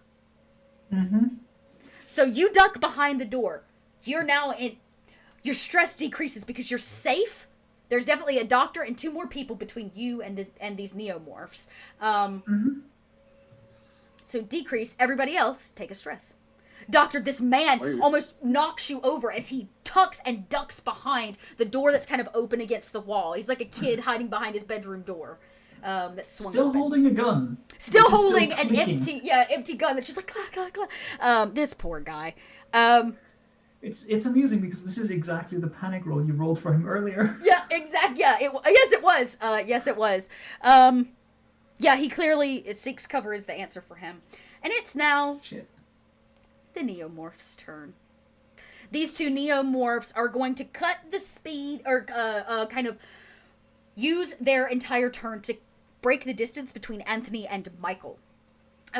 Who they are hot on your heels. I would say the one with 4 legs gets there first. They're going to have to use their whole round to be on your heels. So they are there now. Michael. They catch up to you really quickly, but the door is open. I cast Fireball. Wait, wrong. Please cast Fireball. Okay, I roll. Another. You gonna just try to exit out the door? Do you want to be like first out the door? Because the door's open. You don't have to stop. Yeah, I'm out the door. Like, is anyone behind me? Anthony is with you. Anthony would be the one behind you after you push forward. Do I shut Anthony in there? Well, the doctor is also at the door, so you would have to take. The doctor is holding the door for you. If somebody's holding the door to close it, he'll just run through and you use this. I was about to say you used a single success that you were given. Didn't you get a 6? Yeah. Yeah, you got an extra 6 from the doctor, in fact, who looks at you like, "Come on, come on, come on," and kind of cheers you on to get through, and you bolt through, crossing the threshold. Yep, I don't stop. I'm going towards that ship. Yeah, and so you have basically crossed the threshold. It is now Anthony's turn. Anthony, the door is also open for you. I will also get in. Okay, that one you're definitely going to have to make the mobility roll. Michael had that free success. And I have a +1. A press run? Oh, yeah, that's right. Boom. Oh, that's a lot. So, well, you can choose. You have 6s to give away. You can take a +1 and you can show off if you wanted to. And you can do something twice, by the way. Like you could bank I'll 3 give a plus 6 1s. to the doc who's gonna need it to close the door. Uh-huh. I'm gonna show off by like immediately going to shoot because I also have a gun. Yes, you pull a gun finally. Yeah, I have it. Just it wasn't useful before. So that's my show off move to Nice. quickly get the gun. So you give a 6, you bank a 1, and you show off by pulling your gun. Yeah. Cool. Yeah, I imagine there's like a turn as you like squeeze your briefcase and a gun draws, and it's that slow motion, badass 80s action moment as you like step through the threshold and the gun points. We loop around to the doctor. Doctor, it is your turn. I see the gun. There's just like, we still need one alive. It's just like, Oh, the doctor. Don't kill the experiment. So Don't really kill tawny it. of you. you know, she's gonna. There's one that broke ahead of the other, right? That's There is going a little one. bit There is faster. one ahead, and it's going to be on you. If you don't close the door now, it will be on you next round. I'm gonna do a stupid thing now. Okay. She's gonna wait for it to clear the door and then shut it so the other doesn't get through, because we only need one. Okay. I like this plan. This is a possible good plan. This is You would possible know good we plan. don't need to do that. We have both Wes and the kid. They're infected. You don't know that. You don't know if Wait, the kid is infected, What? and Yeah. you don't know if Wes I- is infected because they would probably have been showing signs by now. So far, you don't know because you haven't been able to Yeah, run. I have considered that, but I'm not willing You to gamble on do the have possibility. samples. You do have samples. Mm-hmm. You did take Yeah, samples we as a do good have scientist, samples, so you're not but totally our- at a loss. Mm-hmm. I will say out of character that I did plan on putting Wes in the cage if we didn't get one, but Great. Same. Okay. Well, Definitely Wes same. is that is possibly still an option. Yep. But for now, the plan is to get one of them, get just the one out. Okay. Okay. So you wait. You back up. You have to let it through, and so you try to make some. Maybe you even tuck behind the door, right? Because it's going to run past you at Anthony, who has a gun. Yep. He's and the you- assistant. This is what he's here for. He's the assistant. So here's what I'm going to do. I'm going to let you kind of bank your turn until it moves through because that's what you wanted to do. Alrighty. That does make it Wes's turn. Wes, not Ash.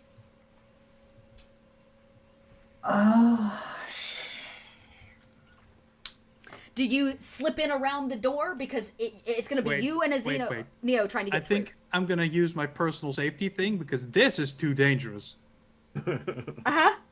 Okay. This is too much. I was gonna use it to trip someone, but we're all in there, and I'm gonna like see that they're gonna betrayal. let that thing jump in. Yeah, So- that's very clearly the plan. I'm gonna push Michael out into the xenomorph. Okay, I need. Okay, this is two different roles. This is melee combat versus Oh no, let's yeah. it gives an auto success? A check. No, it's Oh. a manipulation roll. It's personal safety. That's my thing. Yeah, Your okay. own safety is paramount. Other crew members are expendable. If you are attacked or blah blah blah, make a manipulation roll. Make a manipulation roll. Straight roll. No, not opposed. Doesn't count as an action. And if I succeed, I see the threat coming and find a clever Great. way pushing to make Okay. the other characters suffer the threat itself. This is Can I perfect. resist that roll? I mean, No. No, the game is Sadly not. literally. This is how the game is set up: is where you can actually sacrifice other people based on your skill set. wow. Wow. Yeah, which is very I much. wish I had closed the door on you now. You go to push. I think I should push this. I was about to push say, it? would you like to push and re-roll those dice? You can I take don't know if another I can. stress. You can. I should push this. You can definitely push it. Betrayal. Push it to the limit. There's your sudden but inevitable betrayal. At least you have to make Right. a roll, and it's not like just an auto success because that's Speaking stuff. of There those we go. traits, I literally That's just it. realized I could have resisted the damage to Ash. God. Yeah, you could have. You could have. So manipulation. You got a 2. So you basically you succeed at what you want, but you did roll a panic die. So do need you to roll for panic. Gotta Okay. figure out what's happening on this panic First table. panic roll. I mean, you're about to sacrifice somebody. You freeze. You push Michael. Michael, you kind of step over the threshold, now much closer. You're like, who pushed me? Right? Doctor, you see this also happen because you're on the other side of the door waiting to, like, let this thing through. Michael is now directly in the path of this Xeno that is running full speed. But Anthony, so are you. You may be inside, but you freeze. You are frozen by fear or stress for 1 round, losing your next slow action, which means you lose your whole turn. Your stress level and the stress level of all friendly NPCs in short range of you increases. Watching Anthony sacrifice one of your team by pushing it forward causes everyone, except for Anthony, to gain stress. So everybody take Wow. another stress die. This is where this is where it's gonna get dirty, y'all. And it is We're all gonna die in this We're airlock. all gonna die. yeah, we're all yeah. This is so perfect. So it's Wes's turn now, right? It is Wes's turn. Okay. Hey, Paladin, if I'm in one of your games, I'm going to remember this. Yeah, so what does Wes do? the person with the gun is there frozen, right? Right, which means he's not even going to be able to well, yeah, he's not going to be able to do anything next round. You can see there's this fear that passes over Anthony's face when he realizes what he's done. Oh god. Can I just take the gun off him? I don't see why not. He's frozen with fear. You can slip in and take his gun, I would think, no problem. Because basically Michael has grabbed the attention of the neomorph running at you, so you would, like, slip around, slip into the hallway, and snatch the gun from Anthony. But that would be all you could probably do this round. Oh, I'm sorry. Shoot Anthony. I was gonna kneecap, but that seems excessive because all Wes wants to do is get away. So I'm just thinking, just like run, grab the gun on the way, just like. Yeah, you turn around now. This gun definitely has rounds in it. Anthony doesn't have his weapon anymore, but that is what you're able to do. You and Anthony are kind of side by side, and you now have the weapon. Next round, you'll be able to run. Like, oh hell yeah! It is the Neomorph's turn, and the Neomorph steps up and will take a attack on Michael again. Though last time it seemed to be in your favor, so you know. Let me roll my d6 and see what they're. So what's really cool is they encourage the GM to the game mother to roll randomly for their attacks. So they have a table for random rolls. Terrifying hiss. The neomorph leans in close to the victim, showing its razor-sharp teeth and hissing. The victim must make an immediate panic roll. It runs and stops right at your face, Michael, and it leans over you and it just hisses right in your face. Make a panic roll. Hey there, beautiful. I mean, what? Basically. Panic table says... Panic roll. An 8. Tremble. You start to tremble uncontrollably. All skill rolls using agility suffer a -2 modification until your panic stops. So right now, you kind of like tremble. You're going to be able to move, but you're moving at a -2. Okay. Well, I'm going to try to get back through the door. Okay, so I would say get back through the door and out of the xenomorph space. Just make another mobility check. Can I? Mm-hmm. Yeah, I'm going to get out of the door. I'm going to try to shove Anthony towards it. Traitorous. You don't want to close the door? Oh, is the doctor not there? Still holding the door. I would say the doctor is still holding the door because I was going after the xenomorph, waiting for it to get inside. Yeah. So basically, you can step back out of its space or like back up from it, but you're taking -2, right? Mm-hmm, a -2 in that modifier box to your mobility. Let's see if you do the thing. We got a success. Okay. With the -2. Okay, so you do manage to step back in. You don't manage to do any other action but put distance between you, the door, and the neomorph that's standing there. Doctor, you're like behind this door. The neomorph does not know you are there. It has no idea because it was very focused on Michael. But there's still a second one coming, and you're on the inside of the station still. Like, you gotta close this door. And it becomes Anthony's turn. Anthony, I say that, you lost your turn because you are frozen with fear. The xenomorph hisses at Michael, and you see Michael kind of back up into your space, but you're frozen with fear this round. You will not be next round. Now it is the doctor's turn. Doctor, what do you do? I would say it steps forward after Michael into the space. So I'm inside the station with the door. Can I close it from the safety of outside the station where it separates the lagging xenomorph and us with it outside? Yes. I'm going to say the same thing. This is a mobility check. It's a heavy door. It doesn't notice you. So you're basically crouched. You're going to close this door, but you're going to be at the feet of the xenomorph that stepped inside. Yeah, I'm going to be very careful and try and get this door closed. I was about to say, let's roll a mobility. All right, Don't forget, you can also push to re-roll any die that's not a success. So even if you get one success but you want more, you can re-roll. You can still push, but you're only pushing for the ones that didn't get a success. Okay. And then I had the bonus die, so I'm putting a 1 in the modifier. You put a 1 in the modifier box, and it'll give you an extra. All right. Nicely done. You like creep in, and it hasn't even noticed you, and you kind of like close the door behind it and flick that handle again, and it like whoosh. So you can take again a +1 to a roll of yours, or you can give a 6 to somebody else. I will hold on to the +1 for myself because I am behind the xenomorph, which is not where I want to be. You can also take +2. You can turn both of those into pluses for yourself. I will do that. Great. Yeah, you sacrifice to close the door. Be selfish if you want to, and so you will have a +2. Did you use the +1 that I gave you? To make this roll. right? Yes, I used Yeah. your plus. Okay. No, Yeah. wait. I think I had a +1 for myself as well last time, so I didn't. So you're roll welcome to roll another d6, and if it's a 6, you'll get another success. 4. Nope. So you still get the 2, so you're get a +2 on your next turn. And it becomes Wes's turn. Wes. It is in the tunnel with you. It is. That's not good. It's there. I have a gun. You have This a gun. gun has bullets. This gun has bullets. You can now you're firing down a hallway past 2 team members, so just know bad things could happen. But Excuse it's also me, very not big. team members, obstacles. Great, perfect. If that is where your mindset is at, then this is the prime setup for I you. don't know these people. I recognize one of them, this doctor person who just looked through the glass as everything went to shit and then shut the door behind the Marine. Like, That's also true. That is also did how that went down. and I also just saw, like, I how thought obvious it was was me that it? shot the door. We both did. You both did. That's the thing. It was very How obvious when Anthony pushed Michael. Oh, Also, super yeah, it was- obvious.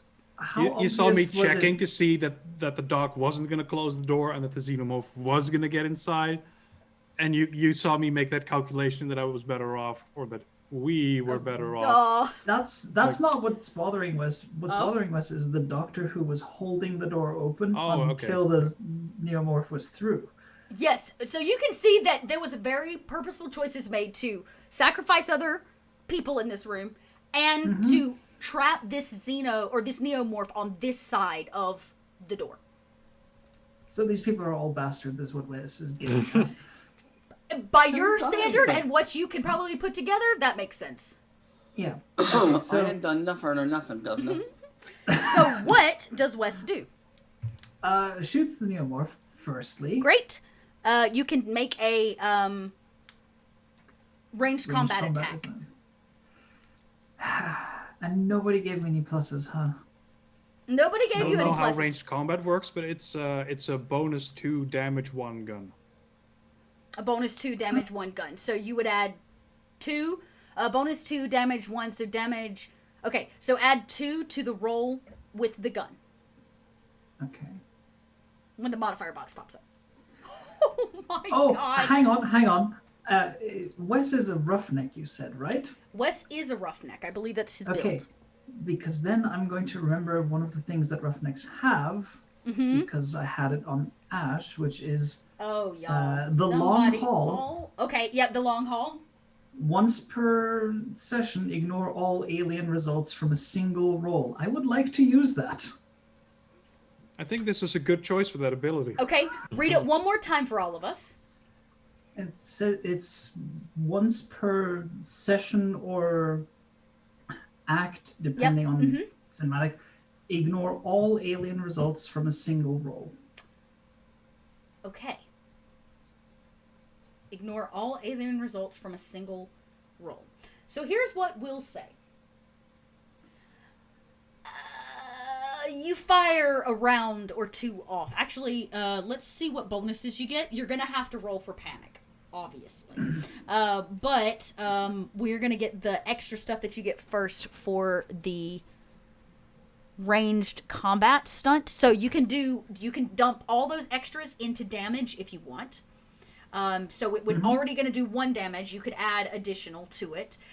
You can swap initiative. You can make an opponent drop something, which at this point I would consider everybody in this place an opponent if you wanted to do it that way. Or you can hit an additional target. Or knock something prone and push it back.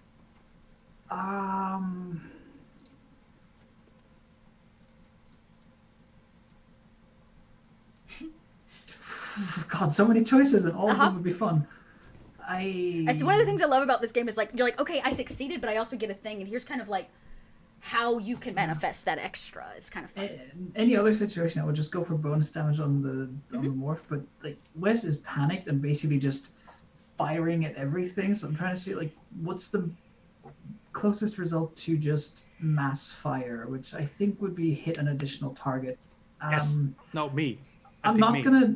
Is it feasible for me to just roll a d3 and see No. which one it hits? You can. Me. I mean, if Anthony wants to be picked, pick Anthony. Yes.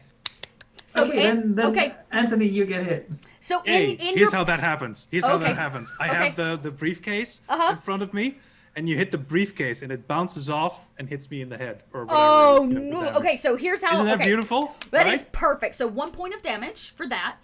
You got the successful hit on the target, and you get a third one. Do you want more damage on Anthony? You want more damage on your original target? Can I hit one more? Technically, yes. You could like rapid fire 3 off and hit somebody else. Do you want to hit the doctor or Michael? Let me flip a coin here.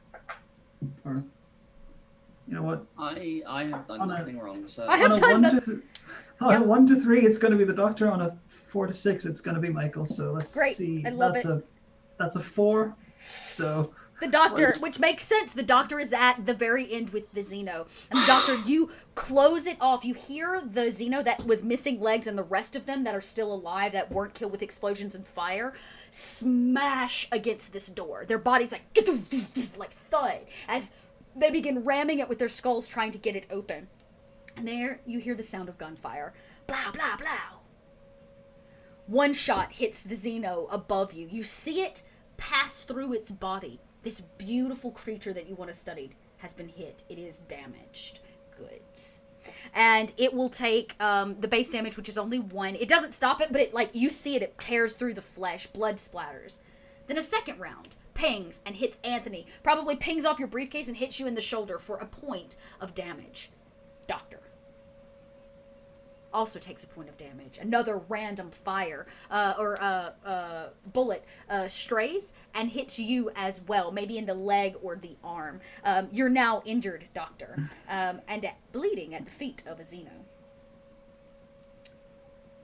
It is the neomorph's Damn it, be turn. careful. It is the neomorph's turn, and we hear the Doctor, and then the neomorph knows you're there. And its head turns and looks down at you at its feet. It didn't even know. And it's going to make the easiest attack that it can. Sorry, Doctor, but it's beautiful. This creature is extraordinary. Oh, by the way, we did get a donation to come through. Thank you so much for that donation. Waylon Utani has donated. Waylon Utani would like to thank you for reproducing, for reproducing your and growing our colony. Remember, we care. All prenatal supplements have been fully stocked. Hello, and It's gonna reproduce pretty soon here. Don't worry. it's gonna try, and this neomorph bends down. It's gonna make an attack on you, Doctor. So it's gonna roll its d6 for random attack. Oops, that's a d8. Ignore that. D6 says a 1. The good news is it only terrifying. It looks down, noting you for the first time, and it hisses. Its giant mouth pans backwards. You see its multitude and layers of teeth. And you're going to need to make a panic roll. 7. I believe that puts you at nervous twitch. Your stress level and the stress level of all friendly PCs in short range of you increased by 1. I think the only person that's not in short range is going to be Wes. Everybody else is in short range, so take a point of stress as you see the neomorph note the Doctor at your feet. It's not its turn. I would also declare myself not a friendly NPC. Also not a friend. Yeah, I guess that's probably true. That's true.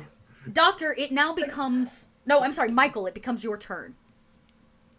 What do you do? Anthony's been shot. The Doctor's been shot. The neomorph is in this space. I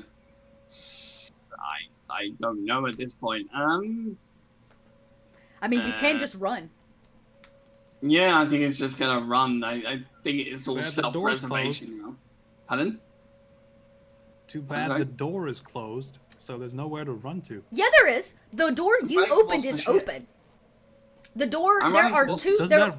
Oh, okay. there are 2 doors. I figured since it was an airlock, that one had to be closed before the other one could open. You overrode that to speed up everybody's process for exit. That was like that roll that you made. So it's already like standing open and you're all in Nice. suits, right? Actually, we'll have to make Wes make a roll because he's not in a suit. Wes, when you get to atmosphere, we'll have to deal with that. I'm glad I reminded myself. Everybody else is in suits, so... I'm gonna get... That's so beautiful. I'm free! Do we? Are we gonna have to? Are we gonna have to make rolls for our suits being breached? Oh, that's a good question. I didn't even think about that. For your, possibly, but it won't, you would be able to make it to the ship before you, like, it's different than, like, just breathing open atmosphere. You still have oxygen being pumped, but you are leaking oxygen, if that makes sense. Granted, you've only been here, y'all have been here, like, 1 hour, maybe. Just to put that in perspective. So it is, I'm sorry, it is Michael's turn. Michael, what would you like to do? I'm getting in that ship and closing the door.